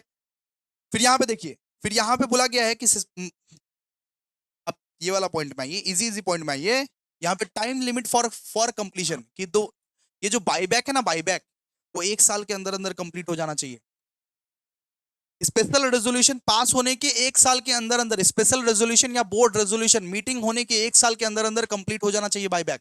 बाईबैक जो है 1 साल के अंदर अंदर कंप्लीट हो जाना चाहिए, 1 साल के अंदर अंदर कंप्लीट हो जाना चाहिए। ठीक है, अब ये सब मत पढ़िए, इतना मत पढ़िए सब, इतना आप लोगों को नहीं पढ़ना है। 6-7 पॉइंट लिख दीजिएगा, बस बात खत्म। बाईबैक के बारे में पूरा अच्छे से डिटेल में लिख देना, 6-7 पॉइंट लिख देना, बस बात खत्म। इजी है ना भाई, इजी लग रहा है ना, इजी लग रहा है गाइस, तो प्लीज एक बार कमेंट कर दो। वैसे ही हेट फैलाने की तैयारी चल रही है, हम तो बोल रहे हैं कि शायद हम अगला साल से, अब अगला सेमेस्टर से अब वन शॉट नहीं लेंगे, क्योंकि इतना बेहतरीन पढ़ाने के बाद भी, इतना अच्छा पढ़ाने के बाद भी अब कुछ लोग वो टारगेट करना शुरू कर दिए हैं। कुछ लोग अपने चैनल्स पे अपने पेड स्टूडेंट से कमेंट करवा रहे हैं, उन्हीं के पेड स्टूडेंट। आप लोगों का सपोर्ट चाहिए, वरना फिर ये कंटिन्यू नहीं रह पाएगा। अगर अच्छा पढ़ाता हूँ, लगता है अभिषेक भैया अच्छा पढ़ा रहे हो आप, तो प्लीज थोड़ा सपोर्ट दिखाओ, प्लीज अप्रिशिएट कर, प्लीज थोड़ा डिफेंड कर। चलो आओ। इतना गंदा मार्केट बन चुका है ना बीकॉम में, बोल नहीं सकता, बहुत गंदा मार्केट बन चुका है पूरा।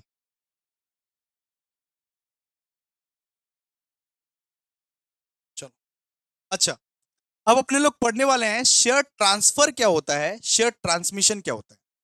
शेयर ट्रांसफर का मतलब, जब आप अपनी मर्जी से अपना ही शेयर किसी दूसरे को ट्रांसफर करते हो, उसको बोलते हैं दोस्तों शेयर ट्रांसफर। जब आप अपनी मर्जी से अपना ही शेयर किसी दूसरे को ट्रांसफर करते हो, उसको बोलते हैं शेयर ट्रांसफर। ये मेरा शेयर सर्टिफिकेट है, अगर मैंने अपनी मर्जी से आप लोगों को ट्रांसफर कर दिया, इसको अपने लोग बोलते हैं शेयर ट्रांसफर। शेयर ट्रांसमिशन क्या होता है, कि जब कंपनी कोई लीगल रीजंस की वजह से, मान लीजिए कोई मर गया, किसी का डेथ हो गया, कोई इंसॉल्वेंट हो गया, कंपनी किसी लीगल रीजंस की वजह से अगर वो शेयर को किसी दूसरे को ऑटोमेटिकली ट्रांसफर कर देता है, फिर उसको बोलते हैं शेयर ट्रांसमिशन। शेयर ट्रांसफर का मतलब होता है कि अगर आपको मैंने खुद का ही शेयर ट्रांसफर कर दिया, उसको बोलते हैं शेयर ट्रांसफर। अगर ओनर ने खुद ही शेयर ट्रांसफर कर रहा है, उसको बोलते हैं शेयर ट्रांसफर। शेयर ट्रांसमिशन का मतलब होता है कि कंपनी अगर ओनर का ही शेयर ऑटोमेटिकली ट्रांसफर कर दे रहा है, क्योंकि उसका डेथ हो चुका है, इंसॉल्वेंसी हो चुका है, उसको अपने लोग बोलते हैं शेयर ट्रांसमिशन, शेयर ट्रांसमिशन। तो आइए इसका एक बार डिफरेंस पढ़ लेते हैं। डिफरेंस, सबसे पहले मीनिंग। मीनिंग क्या है, कि voluntary transfer of ownership of shares by an existing share holder to another person. अगर मैं खुद ही का शेयर किसी दूसरे को ट्रांसफर कर देता हूं, उसको अपने लोग बोलते हैं शेयर ट्रांसफर। और automatic transfer of ownership by operation of law on death, insolvency और lunacy of the share holder. मतलब मान लीजिए कि शेयर होल्डर मर गए, या शेयर होल्डर का इंसॉल्वेंसी हो गया, या शेयर होल्डर का ल्यूनेसी हो गया। इंसॉल्वेंसी मतलब भिखारी हो गया शेयर होल्डर, गरीबी हो गया शेयर होल्डर, तो ऑटोमेटिकली अगर शेयर ट्रांसफर हो जा रहा है किसी के नाम पे, उसको अपने लोग क्या बोलते हैं, शेयर ट्रांसमिशन। लेकिन मैं खुद ट्रांसफर कर रहा हूं अपना ही शेयर, उसको अपने लोग क्या बोलते हैं उसको अपने लोग क्या बोलते हैं, ट्रांसफर। शेयर ट्रांसफर मतलब मैं खुद ट्रांसफर कर रहा हूं शेयर किसी दूसरे के नाम पे, और शेयर ट्रांसमिशन का मतलब कि मेरा शेयर ऑटोमेटिकली मेरे डेथ के वजह से, मेरे इंसॉल्वेंसी की वजह से, मेरे ल्यूनेसी की वजह से किसी पे भी ट्रांसफर हो रहा है, ठीक है। फिर nature of process, it is a voluntary act initiated by the share holder.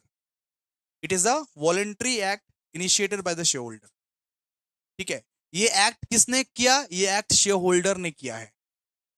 ये शेयर होल्डर खुद करता है। शेयर ट्रांसफर कौन करता है? सुनो ना, शेयर ट्रांसफर कौन करता है? मैं खुद करता हूं ना। मैं खुद अपनी मर्जी से शेयर ट्रांसफर किया, और और ये मैंने खुद की मर्जी से नहीं, ये ऑटोमेटिकली कंपनी कर रहा है लीगल रीजंस की वजह से। लीगल रीजंस की वजह से ऑटोमेटिकली कंपनी मेरे शेयर्स को ट्रांसफर कर दे रहा है किसी दूसरे के नाम, ठीक है। Reason for change happens due to sale और गिफ्ट ऑफ शेयर्स। मान लीजिए कि हम अपना शेयर्स को सेल करना चाहते हैं, बेचना चाहते हैं, तो बेच सकते हैं। मान लीजिए हम अपना शेयर्स को गिफ्ट करना चाहते हैं, तो गिफ्ट कर सकते हैं। उसको अपने लोग बोलते हैं शेयर ट्रांसफर। मैं अपनी मर्जी से अपने शेयर्स को गिफ्ट करूंगा, कर सकता हूं। अपनी मर्जी से अगर मैं सेल कर रहा हूं अपने शेयर्स को, कर सकता हूं। तो इसको अपने लोग क्या बोलते हैं? Share transfer. शेयर ट्रांसमिशन का मतलब क्या होता है? जब मेरे शेयर ऑटोमेटिकली किसी दूसरे के नाम पे वो कन्वर्ट हो गया है, उसको बोलते हैं शेयर ट्रांसमिशन। मैं मान लीजिए मर गया, तो मेरा नाम का शेयर्स किसी दूसरे के नाम पे ऑटोमेटिकली चला जाएगा ना। मेरे अरे मेरे बेटे के नाम पे ऑटोमेटिकली चला जाएगा ना, मेरे वाइफ के नाम पे ऑटोमेटिकली चला जाएगा ना। मैं अगर मर गया तो मेरे नाम का शेयर्स, जो मतलब कि जिसको नॉमिनी बनाया हूं, मेरा बेटा को बनाया हूं, मेरा वाइफ का बनाया हूं, उसके नाम पे ऑटोमेटिकली चला जाएगा ना। तो happens due to death, inheritance और insolvency of the share holder, ठीक है। अप्रूवल रिक्वायरमेंट नंबर 5, जो जो पॉइंट पढ़ा रहा हूं नंबर 4 का, ठीक है। जो जो पॉइंट पढ़ा रहा हूं इजी पॉइंट पढ़ा रहा हूं, ठीक है।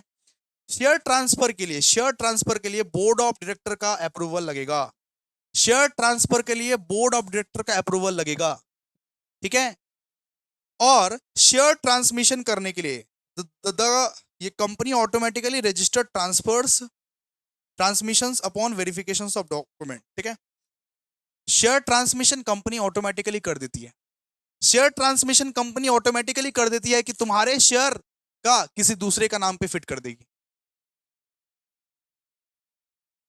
एंड शेयर ट्रांसफर करने के लिए बोर्ड ऑफ डायरेक्टर का अप्रूवल लगेगा, ठीक है। फिर कंसिडरेशन कंसिडरेशन तो transfer is done for monetary consideration, मतलब कि पैसे के बदले में ट्रांसफर होता है। मैं अगर अपना शेयर बेचूंगा, तो मुझको पैसा चाहिए ना। मैं पैसे के कारण कर रहा हूं ना, बिल्कुल। और अगर शेयर ट्रांसमिशन हो रहा है तो वो विदाउट कंसिडरेशन होगा, मतलब मेरा नाम का शेयर मेरा बेटा के नाम पे ऑटोमेटिकली चला जाएगा, लीगल सक्सेशन। कुछ पैसे वैसे का नीड नहीं है, मेरा जो शेयर है वो ऑटोमेटिकली मेरा बेटा का नाम पे चला जाएगा, उसको बोलते हैं ट्रांसमिशन, ठीक है। Stamp duty is payable on transfer deed, मतलब आप जब शेयर ट्रांसफर करते हो ना, तो आप लोग को स्टैम्प ड्यूटी भी पे करना पड़ता है, स्टैम्प ड्यूटी भी पे करना पड़ता है। लेकिन शेयर ट्रांसमिशन में कोई स्टैम्प ड्यूटी नहीं, ऑटोमेटिकली तुम्हारा शेयर तुम्हारे बेटे के नाम पे, तुम्हारे बहू के नाम पे ट्रांसफर हो जाएगा। ऑटोमेटिकली तुम्हारा शेयर आपके लीगल रिप्रेजेंटेटिव्स के नाम पे ट्रांसफर हो जाएगा, ठीक है। फिर ये टाइम लिमिट, अच्छा, शेयर ट्रांसफर का टाइम लिमिट कितना होता है? 60 दिन। 60 दिन, 60 डेज के अंदर अंदर आपका शेयर ट्रांसफर हो जाना चाहिए। 60 दिन के अंदर अंदर, 60 डेज के अंदर अंदर आपका शेयर ट्रांसफर हो जाना चाहिए। और यहाँ पे कोई टाइम लिमिट नहीं है, यहाँ पे कोई टाइम लिमिट नहीं है। It's depends upon the legal proof. जब तक उसका बेटा, मैं मान लीजिए मर गया, मेरा एक शेयर सर्टिफिकेट था, जब तक मेरा बेटा शेयर सर्टिफिकेट को लेके जाएगा नहीं, लीगल प्रूफ देगा नहीं, तब तक उसको अलॉट नहीं होगा शेयर।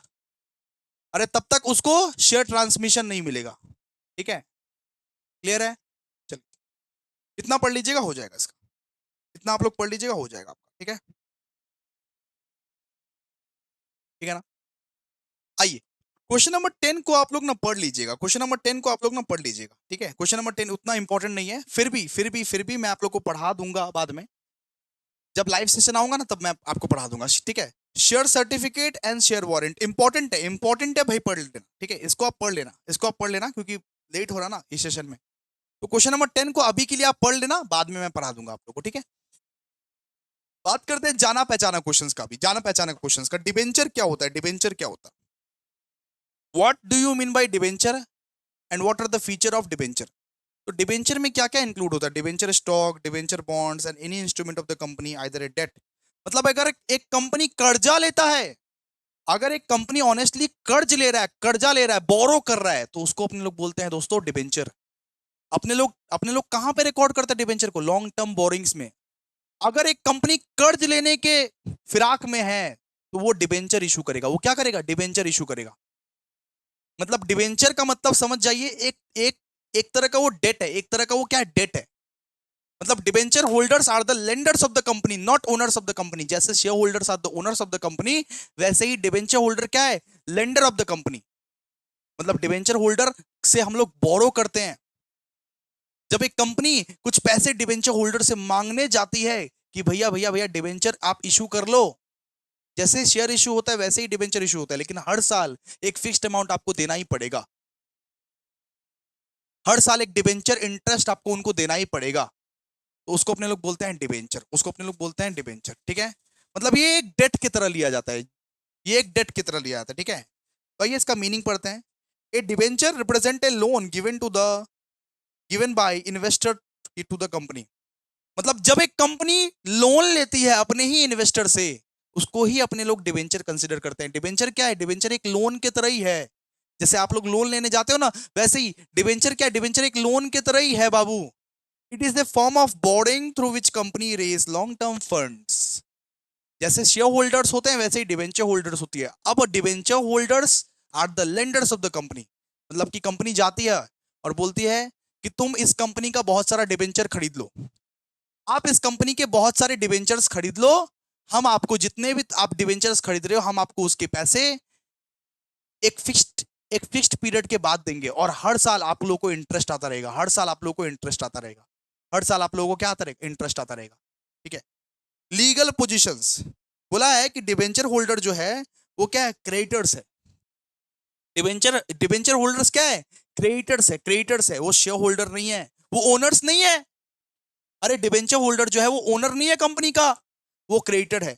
तो याद रखना कि डिबेंचर होल्डर को ना कोई वोटिंग राइट नहीं मिलता, वो वोट नहीं कर सकते कंपनी के वो मैटर्स में, कंपनी के मैटर्स में कोई टांग नहीं अड़ा सकते, वो वोट वोट कुछ नहीं कर सकते।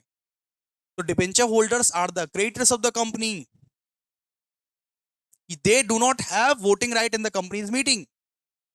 फिर बात करते हैं fixed rate of interest. Fixed rate of interest मतलब कि एक डिबेंचर होल्डर को ना हर साल एवरी ईयर, बेटा हर साल एक डिबेंचर होल्डर को ना हर साल फिक्स्ड रेट ऑफ इंटरेस्ट मिलता है। फिक्स्ड रेट ऑफ इंटरेस्ट मिलता है हर, मतलब हर साल मान लीजिए कि 10% के रेट से इंटरेस्ट मिल रहा है, हर साल उसको फिक्स्ड रेट से इंटरेस्ट मिल रहा है। फिर बात करते हैं सिक्योरिटी। डिबेंचर में B secured by the charge of a company assets and unsecured depending on the term of the issue। तो यहां पे बोला गया है कि डिबेंचर सिक्योर्ड भी हो सकता है, अनसिक्योर्ड भी हो सकता है। डिबेंचर सिक्योर्ड भी हो सकता है और अनसिक्योर्ड भी हो सकता है। मतलब आपको डिबेंचर सिक्योरिटी भी प्रोवाइड कर सकती है और अनसिक्योरिटी भी प्रोवाइड कर सकती है। यहां तुमको पैसा नहीं भी मिल सकता है, मिल भी सकता है। ठीक है, फिर मैच्योरिटी। जैसे प्रेफरेंस शेयर मैच्योर होता है 20 साल के बाद, वैसे ही डिबेंचर भी 10 साल के बाद 15 साल के बाद मैच्योर हो ही जाता है। वैसे ही आपको प्रिंसिपल अमाउंट एक फिक्स टाइम के बाद मिल जाएगा दोस्तों। Debenture are usually redeemable after a fixed period, meaning the company must repay the principal after the maturity. ठीक है, ट्रांसफरेबिलिटी, क्या डिबेंचर को ट्रांसफर कर सकते हैं क्या, क्या डिबेंचर को ट्रांसफर कर सकते हैं क्या, हाँ डिबेंचर को ट्रांसफर कर सकते हैं। जैसे शेयर्स को ट्रांसफर कर सकते हो वैसे डिबेंचर को भी ट्रांसफर कर सकते हो। तो debenture are transferable instrument and can be traded on stock exchange if listed. ठीक है, फिर बोला गया कि प्रायोरिटी इन रिपेमेंट, सबसे पहले अपने लोग ना डिबेंचर होल्डर को ही पे करते हैं, फिर अपने लोग प्रेफरेंस शेयर होल्डर को पे करते हैं, फिर कुछ बचा तो इक्विटी शेयर होल्डर को पे करते हैं। पता है आप लोग को, सबसे पहले डिबेंचर होल्डर को पे किया जाता है, उसके बाद प्रेफरेंस शेयर होल्डर को, उसके बाद कुछ बचा तो इक्विटी शेयर होल्डर को। तो सबसे पहले वो जो वाइंडिंग अप के समय में वो जो कैपिटल पे कर किया जाएगा ना, सबसे पहले डिबेंचर होल्डर को पे किया जाएगा, उसके बाद प्रेफरेंस शेयर होल्डर को, उसके बाद इक्विटी शेयर होल्डर। ठीक है, अच्छा आपके पास डिबेंचर आया है उसका क्या प्रूफ है, उसका भी एक सर्टिफिकेट इशू होता है। जैसे आपके पास शेयर है, इसका क्या प्रूफ है, वो शेयर सर्टिफिकेट, वैसे ही आपके पास डिबेंचर है, इसका क्या प्रूफ है? Debenture certificate, debenture certificate, debenture certificate. ठीक है। फिर आप पूछोगे क्या भैया डिबेंचर को इक्विटी शेयर्स में कन्वर्ट कर सकते हैं क्या? क्या डिबेंचर को इक्विटी शेयर में कन्वर्ट कर सकते हैं क्या? तो जी बिल्कुल, आप कन्वर्ट कर सकते हो इक्विटी शेयर में डिबेंचर को। कुछ कुछ डिबेंचर कन्वर्टेबल होते हैं, कुछ कुछ डिबेंचर नॉन कन्वर्टेबल होते हैं। तो जो जो डिबेंचर कन्वर्टेबल होते हैं ना, मतलब डिबेंचर को आप इक्विटी शेयर में कन्वर्ट कर सकते हो, मतलब डिबेंचर को आप इक्विटी शेयर में कन्वर्ट कर सकते हो। ठीक है, ठीक है। अब 10 11 12 ये सब मत पढ़िए, इतना पढ़ लीजिए काफी बन जाएगा, इतना पढ़ लीजिए काफी बन जाएगा। ठीक है। अब बोला गया है कि टाइप्स ऑफ डिबेंचर, आइए टाइप्स ऑफ डिबेंचर पढ़ते हैं। अब आइए दोस्तों टाइप्स ऑफ डिबेंचर पढ़ते हैं। सबसे पहला टाइप होता है सिक्योर्ड डिबेंचर। सिक्योर्ड डिबेंचर का मतलब, अगर कभी, अगर खुदा ना वास्ता अगर कभी डिबेंचर होल्डर को पैसा नहीं मिला, अगर कंपनी ने डिबेंचर होल्डर को पैसा नहीं दिया, तो वो डिबेंचर होल्डर क्या कर सकते हैं? कंपनी के असेट्स को बेच के पैसा रिकवर कर सकती है। डिबेंचर होल्डर आएगी, बोलेगी हमको फ्रिज दे दो कंपनी का, हमको वॉशिंग मशीन दे दो कंपनी का, हमको टीवी दे दो कंपनी का, हमको लैपटॉप दे दो। कंपनी के असेट्स को बेच के पैसा निकालेगी। कैसे नहीं तू पैसा देगा? सिक्योर्ड, सिक्योर्ड डिबेंचर का मतलब तुम्हारा डिबेंचर एकदम सिक्योर्ड है, तुम्हारा डिबेंचर एकदम सिक्योर्ड है कि अगर कंपनी पैसा नहीं दे पाई, बेटा अगर कंपनी पैसा नहीं दे पाई तो कंपनी के असेट्स को बेचेंगे और पैसा निकलवाएंगे। ऐसा प्रेफरेंस शेयर होल्डर को भी नहीं मिलता ऐसा अपॉर्चुनिटी। ठीक है, ये डेट है इसीलिए। आप लोग देखो ना, आप लोग अगर बैंक फैंक से लोन लोगे, तो अगर आप बैंक का लोन क्लियर नहीं करोगे तो बैंक वाला आपका, आपके जस्ट घर में आएंगे और आपका घर का सारा सामान उठा के लेके जाएंगे कि नहीं? बताओ। बैंक से अगर आप तुम लोन लोगे और बैंक का लोन क्लियर नहीं करोगे तो बैंक वाले तुम्हारे घर आएंगे और सारा सामान उठा के लेके जाएंगे नहीं? फ्रिज, अलमारी, टीवी सब कुछ लेके चले जाएंगे नहीं? बिल्कुल। तो ऐसे ही डिवेंचर होल्डर को भी एक ऑप्शन मिलता है, उसको बोलते हैं सिक्योर्ड डिवेंचर। सिक्योर्ड डिवेंचर बहुत सेफ है, बहुत सेफ ऑप्शन है। अगर कंपनी ने डिबेंचर होल्डर को पैसा नहीं दिया फ्यूचर में, तो डिबेंचर होल्डर क्या कर सकता है? ये कंपनी के जो फिक्स्ड एसेट है ना, उसको बेच के, उसको बेच के निकाल सकता है पैसा, उसको बेच के निकाल सकता है पैसा। ठीक है। These debenture are ये backed by the charged of the company assets. In case of default, debenture holder can recover their money by selling their charged property. सीधा सा बात है, मतलब कंपनी गिरवी पे रखती है, कंपनी गिरवी पे रखती है कि अगर हमने आपका पेमेंट नहीं किया ना, अगर हमने आपका पेमेंट नहीं किया तो आप इस चीज को बेच के अब पैसा निकाल के लेके जाना। फिर बात करते हैं अनसिक्योर्ड डिबेंचर। अनसिक्योर्ड डिबेंचर मतलब जो सिक्योर नहीं है, कंपनी अगर पैसा नहीं देती है, डिफॉल्ट करती है, तो वो तुम जानो, तो वो तुम जानो अनसिक्योर्ड डिबेंचर। अगर कंपनी पैसा नहीं देती है, छोड़ो, नहीं मिलेगा तुमको पैसा, नहीं मिलेगा तुमको पैसा, छोड़ दो। इसको अपने लोग नेक्ड डिबेंचर भी बोलते हैं, नेक्ड डिबेंचर, क्या इसको नेक्ड डिबेंचर भी बोलते हैं। फिर ये कन्वर्टेबल डिबेंचर, कन्वर्टेबल डिबेंचर का मतलब क्या है? जो डिबेंचर को इक्विटी शेयर में कन्वर्ट कर सकते हो ना बाबू, कर सकते हो ना बाबू, उसको अपने लोग बोलते हैं कन्वर्टेबल डिबेंचर। जो डिबेंचर को इक्विटी शेयर में कन्वर्ट कर सकते हो उसको बोलते हैं कन्वर्टेबल डिबेंचर। जो डिबेंचर को इक्विटी शेयर में कन्वर्ट नहीं कर सकते, जो डिबेंचर को शेयर्स में कन्वर्ट नहीं कर सकते, उसको अपने लोग बोलते हैं non convertible debenture. So sorry दोस्तों, एक कंसेप्ट मिस हो गया। जो डिबेंचर को इक्विटी शेयर या फिर प्रेफरेंस शेयर में कन्वर्ट कर सकते हो उसको बोलते हैं कन्वर्टेबल डिबेंचर। प्रेफरेंस शेयर भी तो आता है उसमें। जो डिबेंचर को शेयर्स में आप कन्वर्ट कर सकते हो उसको बोलते हैं अपने लोग कन्वर्टेबल डिबेंचर। जो डिबेंचर को शेयर्स में कन्वर्ट नहीं कर सकते उसको बोलते हैं हम लोग नॉन कन्वर्टेबल डिबेंचर। जो, अच्छा, बात करते हैं रिडीमेबल डिबेंचर। अगर आपका डिबेंचर फिक्स टर्म के बाद रिडीम हो जाता है तो उसको बोलते हैं अपने लोग रिडीमेबल डिबेंचर। अगर आपका जो डिबेंचर है वो फिक्स टर्म के बाद रिडीम हो जाता है, ऑटोमेटिकली रिडीम हो जाएगा, रीपे कर देगा कंपनी आपको। अगर एक फिक्स्ड पीरियड के बाद कंपनी अपने डिबेंचर होल्डर को रीपे कर देगी उसको बोलते हैं रिडीमेबल डिबेंचर। अगर आपका जो डिबेंचर है वो लाइफ टाइम के लिए है, लाइफ टाइम के लिए, लाइफ टाइम के लिए रखे हो जैसे कि शेयर्स का था, नो फिक्स्ड मैच्योरिटी डेट, कोई फिक्स्ड ऐसे मैच्योरिटी डेट नहीं है, तो उसको अपने लोग बोलते हैं उसको इरिडीमेबल डिबेंचर, इरिडीमेबल डिबेंचर। ठीक है, क्लियर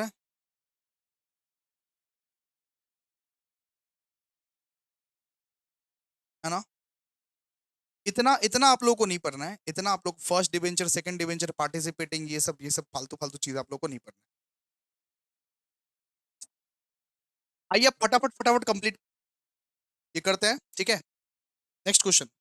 नेक्स्ट क्वेश्चन है कि शेयर्स और डिवेंचर का डिफरेंस बताओ ना बाबू। शेयर्स और डिवेंचर का डिफरेंस बताओ ना बाबू, ठीक है। तो शेयर्स और डिवेंचर का डिफरेंस क्या होता है बताओ। देखो, शेयर्स का मतलब क्या होता है? शेयर्स का मतलब एक कंपनी का ओनर हो, ओनरशिप हो। Shares represent ownership of the company. Shares का मतलब क्या होता है? एक कंपनी के तुम ओनर हो, मालिक हो तुम।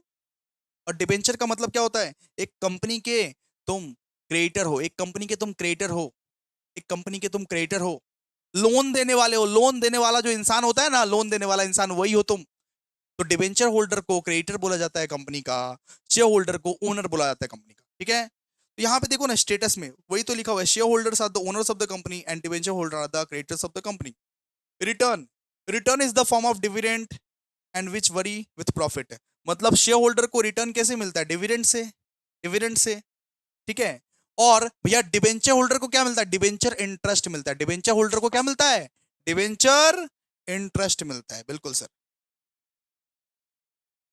ठीक है।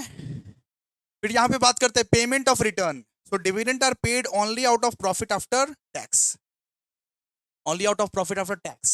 मतलब यहां पे बोला गया है कि डिविडेंड कैसे मिलता है? शेयर होल्डर को जो डिविडेंड मिलता है ना, वो प्रॉफिट, प्रॉफिट अगर होगा तभी डिविडेंड मिलेगा। प्रॉफिट अगर होगा, प्रॉफिट अगर होगा और टैक्स कट कुट के फिर डिविडेंड मिलेगा, ठीक है। और डिबेंचर होल्डर को कोई यहाँ पे टैक्स कट कुट के नहीं, डिबेंचर होल्डर को प्रॉफिट हो या लॉस हो उससे मतलब नहीं, हर साल मिलना चाहिए फिक्स्ड रेट ऑफ डिविडेंड, हर साल मिलना चाहिए फिक्स्ड रेट ऑफ डिविडेंड, ठीक है। Security, shares are unsecured investment.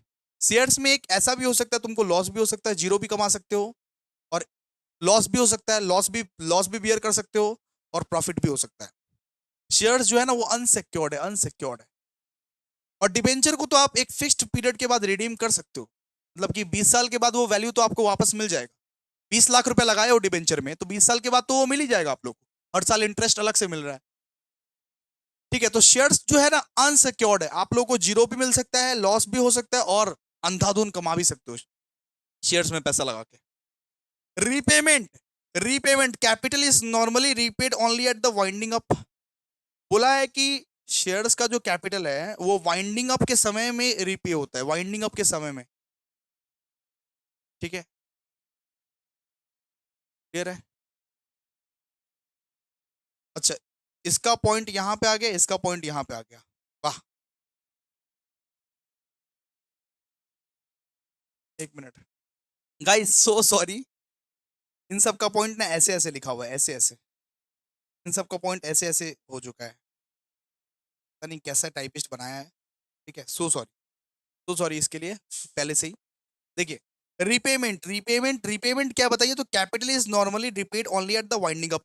Capital को जो रिपे किया जाता है वो वाइंडिंग अप के समय में ही किया जाता है, और यहाँ पे फिक्स्ड, फिक्स्ड में किया जाता है, ठीक है। अच्छा, वोटिंग राइट, वोटिंग राइट, ये बताइए कि शेयर होल्डर को क्या वोटिंग राइट मिलता है? हाँ जी हाँ, मिलता है। शेयर होल्डर को वोटिंग राइट मिलता है, डिबेंचर होल्डर को वोटिंग राइट नहीं मिलता है। डिबेंचर होल्डर को वोटिंग राइट नहीं मिलता है, शेयर होल्डर को वोटिंग राइट मिलता है, ठीक है। ये बोलिए कि क्या शेयर्स डिबेंचर में कन्वर्ट कर सकते हैं? नहीं, शेयर्स डिबेंचर में कन्वर्ट नहीं कर सकते, लेकिन डिबेंचर शेयर में जरूर कन्वर्ट कर सकते हैं। डिबेंचर शेयर में जरूर आप कन्वर्ट कर सकते हो, ठीक है। रिस्क, रिस्क किसको ज्यादा उठाना पड़ता है? शेयर होल्डर को रिस्क ज्यादा उठाना पड़ता है, डिबेंचर होल्डर को कम उठाना पड़ता है। डिबेंचर होल्डर को कम उठाना पड़ता है। यहां से फिट हो, यहां से फिर ठीक हो गया, देखो। मतलब शेयर होल्डर को ज्यादा रिस्क उठाना पड़ता है, डिबेंचर होल्डर को कम रिस्क उठाना होता है, ठीक है। Ownership, share holder are the part owner of the company and debenture holder are the lender of the company, बस बात खत्म, ठीक है। बात करते हैं sweet equity share. Sweet equity shares क्या होता है? स्वीट, ये sweet equity shares, sweet equity shares मतलब second hand share. Sweet equity shares मतलब सेकंड हैंड शेयर। जब एक शेयर को फॉरफिट कर देते हैं कंपनी, जब एक शेयर को कंपनी फॉरफिट कर देती है, फॉरफिट, जब एक शेयर का मान लो कि कोई पैसा नहीं दिया और कंपनी ने फॉरफिट कर दिया, उस शेयर को फॉरफिट कर दिया, तो उसी उसी उसी शेयर को, उसी शेयर को जब ये कंपनी वापस इशू करती है तो वो क्या बन गया? Second hand share, second hand share. Sweet equity share का मतलब क्या है? Second hand share. उसी शेयर को वापस री इशू जब करती है तो वो बन जाता है sweet equity share. Sweet equity share. तो sweet equity share means equity share issued by the company to its director और एम्प्लॉइज एट ए डिस्काउंट और ऑन और for consideration other than cash. ठीक है, मतलब स्वीट इक्विटी शेयर्स को आप discount में इशू कर सकते हो, मतलब कि 10 रुपए का शेयर को आप री इशू करते हो ना 8 रुपए में।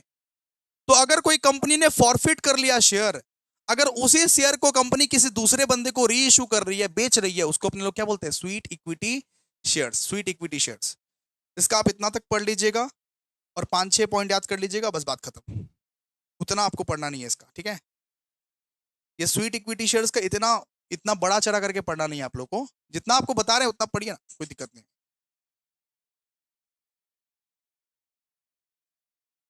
ओके, आइए अब बात करते हैं कि फॉर फीचर ऑफ शेयर क्या होता है। फॉर फीचर ऑफ शेयर क्या होता है, ये सब तो लिख दोगे ना। फॉर फीचर ऑफ शेयर क्या होता है, इसका क्या क्या प्रोविजंस है, तो आ जाओ। Very important, very important. For feature of share क्या है?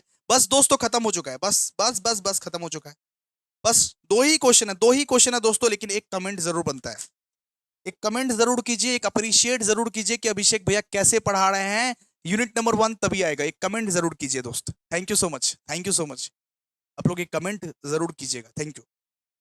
देखिए बात करते हैं, what do you mean bye for feature of share. For feature of share का मतलब क्या है? फॉर फीचर ऑफ शेयर का मतलब क्या है, सबको पता है।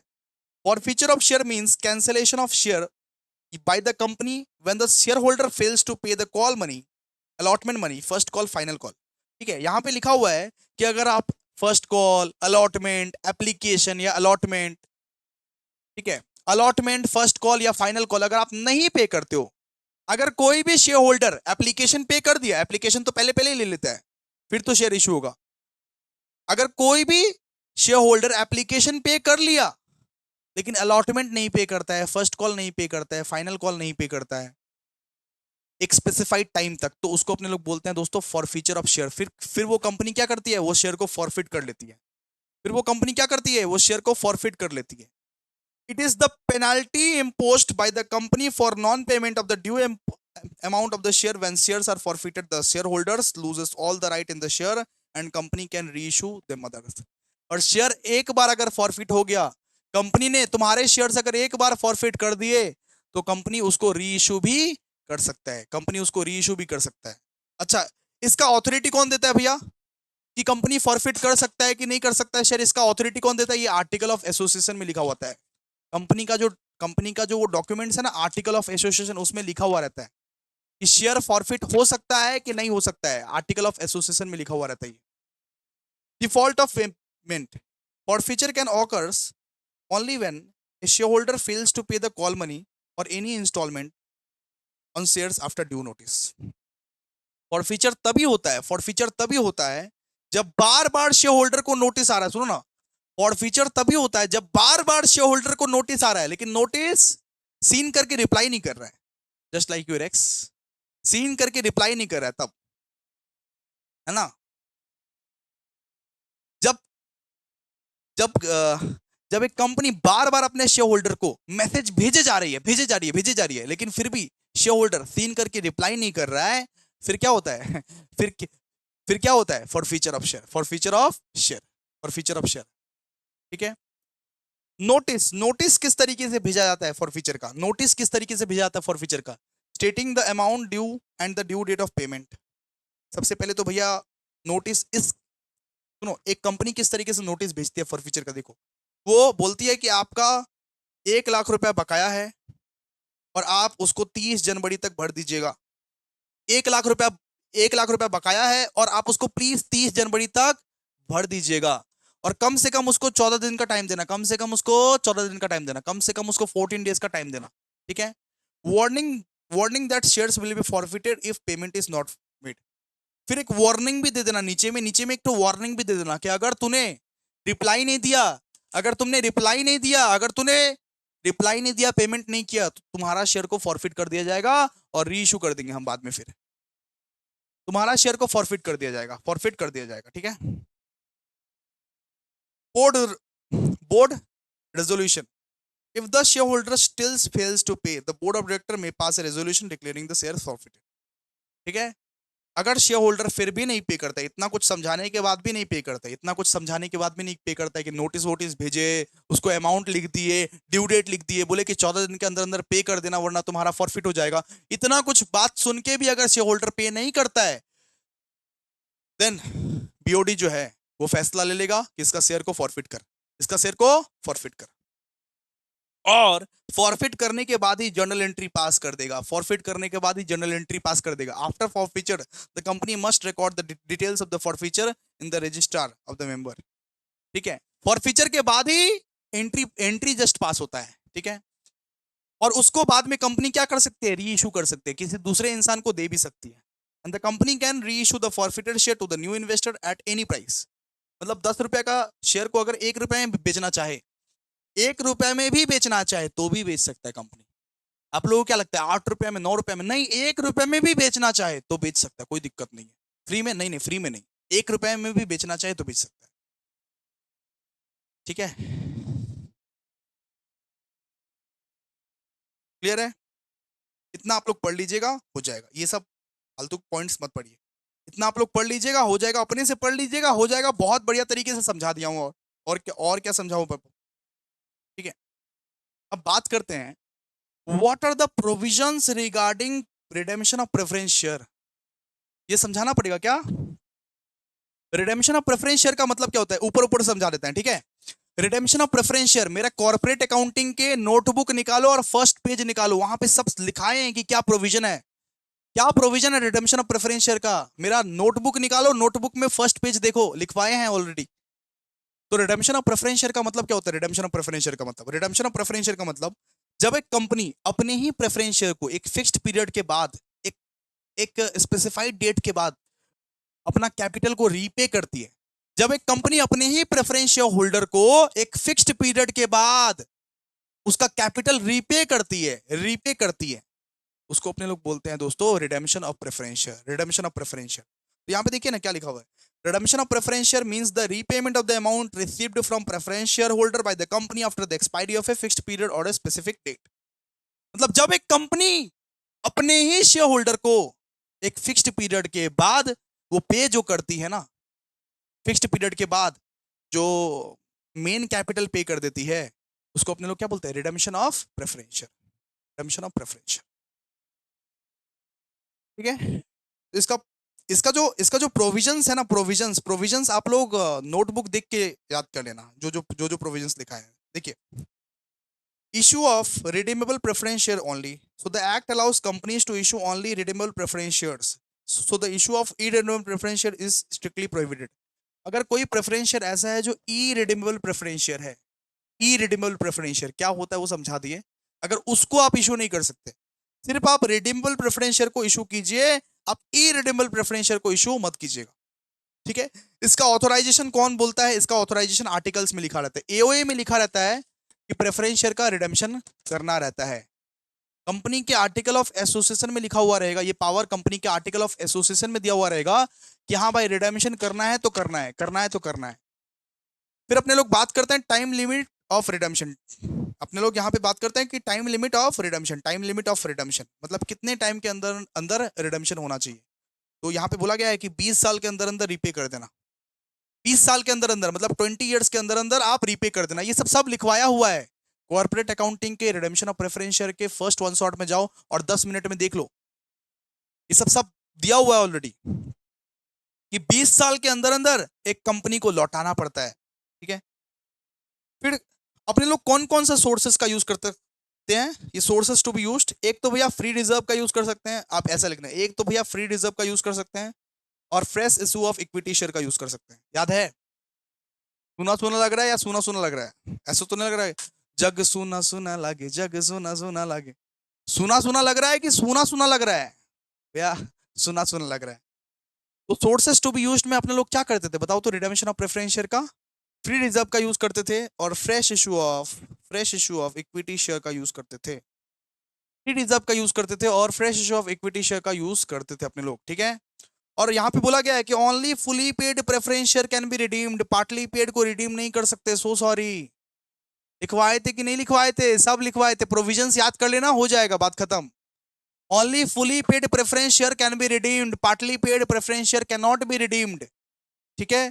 फिर अपने लोग बोले थे कि सीआरआर क्रिएट करना पड़ता है, सीआरआर मतलब कैपिटल रिडेम्पशन रिजर्व आपको क्रिएट करना पड़ेगा। मतलब अगर आप फ्री रिजर्व का यूज करते हो, अगर आप रिडेम्पशन ऑफ प्रेफरेंस शेयर में फ्री रिजर्व का यूज करते हो, देन उतना ही इक्विवेलेंट अमाउंट का आप लोगों को सीआरआर क्रिएट करना पड़ेगा, कैपिटल रिडेम्पशन रिजर्व क्रिएट करना पड़ेगा। ठीक है, ठीक है, वही लिखा हुआ है। और उस सीआरआर को आप बोनस शेयर के लिए यूज कर सकते हो, उस सीआरआर को, उस कैपिटल रिडेम्पशन रिजर्व के अमाउंट को आप बोनस शेयर के लिए यूज कर सकते हो। अच्छा, और एक तो रूल और एक तो रूल लिखवाए थे कि आप रिडेम्पशन पार में भी कर सकते हो और प्रीमियम में भी कर सकते हो। आप रिडेम्पशन ऑफ प्रेफरेंस शेयर पार में भी कर सकते हो और प्रीमियम में भी कर सकते हो। ठीक है, ठीक है, ये सब फिर मत करना, जितना लिखवाया हूं उतना आप कर लेना, ये सब करने का दरकार नहीं है, छोड़ो। 7-8 पॉइंट लिख दोगे, हो जाएगा, बात खत्म। तो गाइस बहुत एफर्ट लगे हैं, आई होप आप लोगों को बहुत कॉन्फिडेंस आया होगा। वही तो shares, debentures, redemption of preference share, buyback, यही सब सारा तो कंसेप्ट है। एक बार रिवाइज करोगे हो जाएगा गाइस, हो जाएगा। प्लीज एक बार कमेंट जरूर कर देना, प्लीज प्लीज। अगर आपको लगता है ना कि अभिषेक भैया का वन शॉट आना चाहिए, अभिषेक भैया का वन शॉट ही बेस्ट होता है, आना चाहिए मार्केट में, नहीं आएगा तो खराब हो जाएगा मार्केट के लिए, तो प्लीज एक बार कमेंट जरूर करना, लंबा चौड़ा कमेंट करना, लाइक जरूर करना, शेयर जरूर करना। थैंक यू सो मच मेरे प्यारे प्यारे बच्चास एंड बच्चीज, थैंक यू सो मच। अपने लोग पूरा देखो ना, कितना अच्छे से चैप्टर 4 पढ़ लिए, कितना अच्छे से पढ़ लिए, कितना अच्छे से समझा दिए। चैप्टर 1 कर लेंगे आधे घंटे 1 घंटे में, हो जाएगा, बात खत्म।